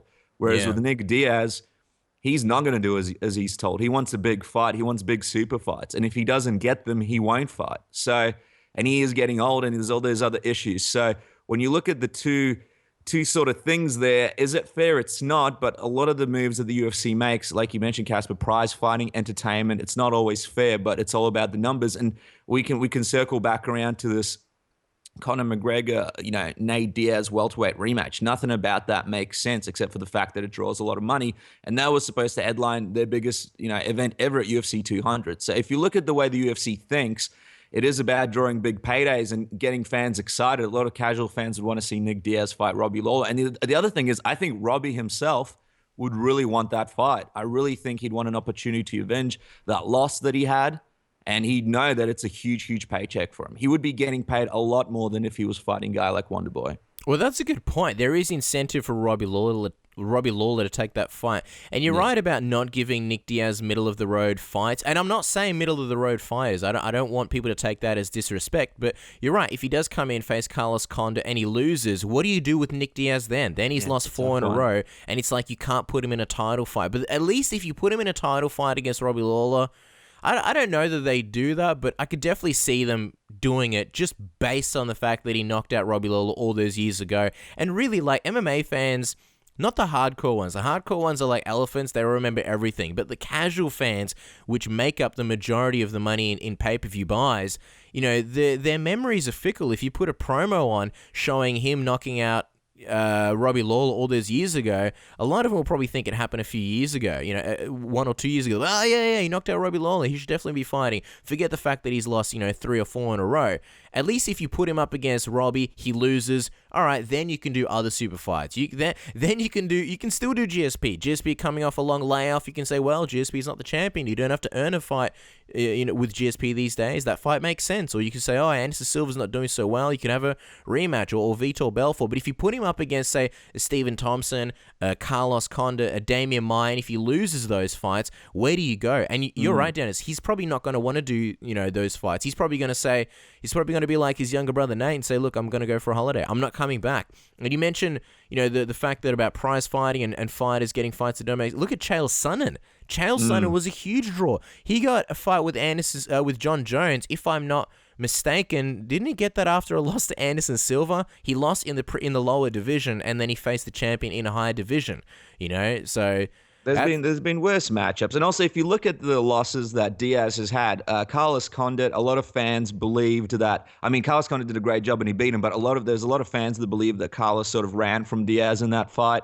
And that, even though it was a loss, it wasn't like a loss where it really affected him. GSP, a lot of people also felt like, GSP took him down, sort of held him down, even though that's not the case. And GSP won that fight. It wasn't like a loss where people thought, Diaz isn't the same anymore. And then obviously you got that no contest with Anderson Silva. So if you put the right PR behind it, you could definitely spin it around. I think the second that Nick Diaz decides to return, everybody's going to get excited. I agree with you about the PR, and the UFC will do fine with that in terms of their promos. But yeah, it's... And I mean, the other thing is, if he doesn't, then who knows, maybe he goes back up to the middleweight division. If he does fight Condit and loses, and maybe there's another fight in middleweight that he can have. But yeah, welterweight would be tough for him if he lost to Condit. That would be a tough thing it would be tough to figure out what to do with him next. He's only 32 years old, but yeah, tough to figure out what he'd do next. I see this all the time where a lot of people, a lot of fans sort of looking at fighters saying, look, they want them to earn a shot, they want them to make a run, etc., etc. And you're not wrong. I mean, if MMA was a pure sport, then I would agree with you. And I do agree with you. In theory they should. But you got to sort of, I guess, get past that image, and fans got to stop asking for people to make those, to really earn title shots, because it's just never going to happen. The UFC and any MMA promotion are always going to go with the fights that make money. Look at Bellator. Look at what they're doing, Some of the fighters that are main eventing these cards and getting the attention, do they deserve it? Kimbo Slice and Data 5000, do they deserve to come out of obscurity to, steal the show and the thunder from other talent that may have been, quote unquote, working harder, and may deserve that, that respect and that, not so much recognition, but exposure, no, not necessarily, but they are draws. And that's just always the way it's going to be for guys like Nick Diaz. I mean, Chael Sonnen, when he comes back, and I mean, we're pretty much set that he's going to come back. When he does come back, expect him to get thrown in there with big matchups straight away. I mean, I don't think he's going to be, fighting for the light heavyweight title, but if it does happen, it wouldn't surprise me at all. That's just the way it works. Yeah, and that's just the way combat works. I mean, look at boxing. They never have a lot of boxing, most title matchups. I mean, you get the champ fighting a guy that might be ranked number 5, a guy that might be ranked number 10. They're never fighting guys that are ranked number 1. They're just fighting guys in the rankings, and that's the normal thing in boxing as well. It's just the way combat sport works. Unfortunately, when you have two guys going into a ring, it's about the company making the money, and it's about them drawing in the fans. It's not a team sport. It's an individual sport, and it really matters how popular that individual is when it comes to fighting. Totally agree, man. Anyway, that's pretty much it. That's all the fan questions answered. I think we took the long route there. I think we really took the scenic tour with some of those questions, but we hope you guys enjoyed it. And like we said, send in tons more questions, because we really enjoy doing this. We want to make this a really regular thing. It is dubbed the Submission Radio Ask Me Anything. Not officially, but that's how we want you guys to look at it. Ask us whatever you want.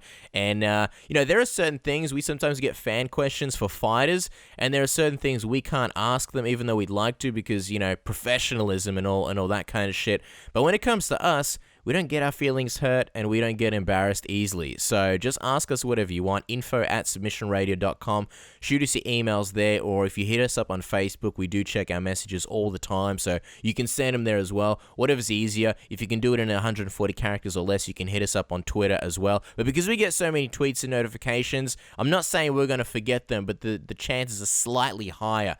So either way, hit us up however you want. Follow us on Twitter at SubmissionAUS, on Facebook. What is our Facebook, Dennis? I always forget. Where do they need to go? Facebook.com/Submission Radio AUS. Jump on there. You can shoot us a message. We love to chat to you guys. But like Esper said, the best thing to do is shoot through the question to the email, because if there is a week where we're not doing fan questions, you don't lose out on that question. It goes into a little vault, and we still get back around to it if it's one of the questions that we choose in a later episode. So it's a better way to make sure that we have that question in that vault. Yeah, for sure.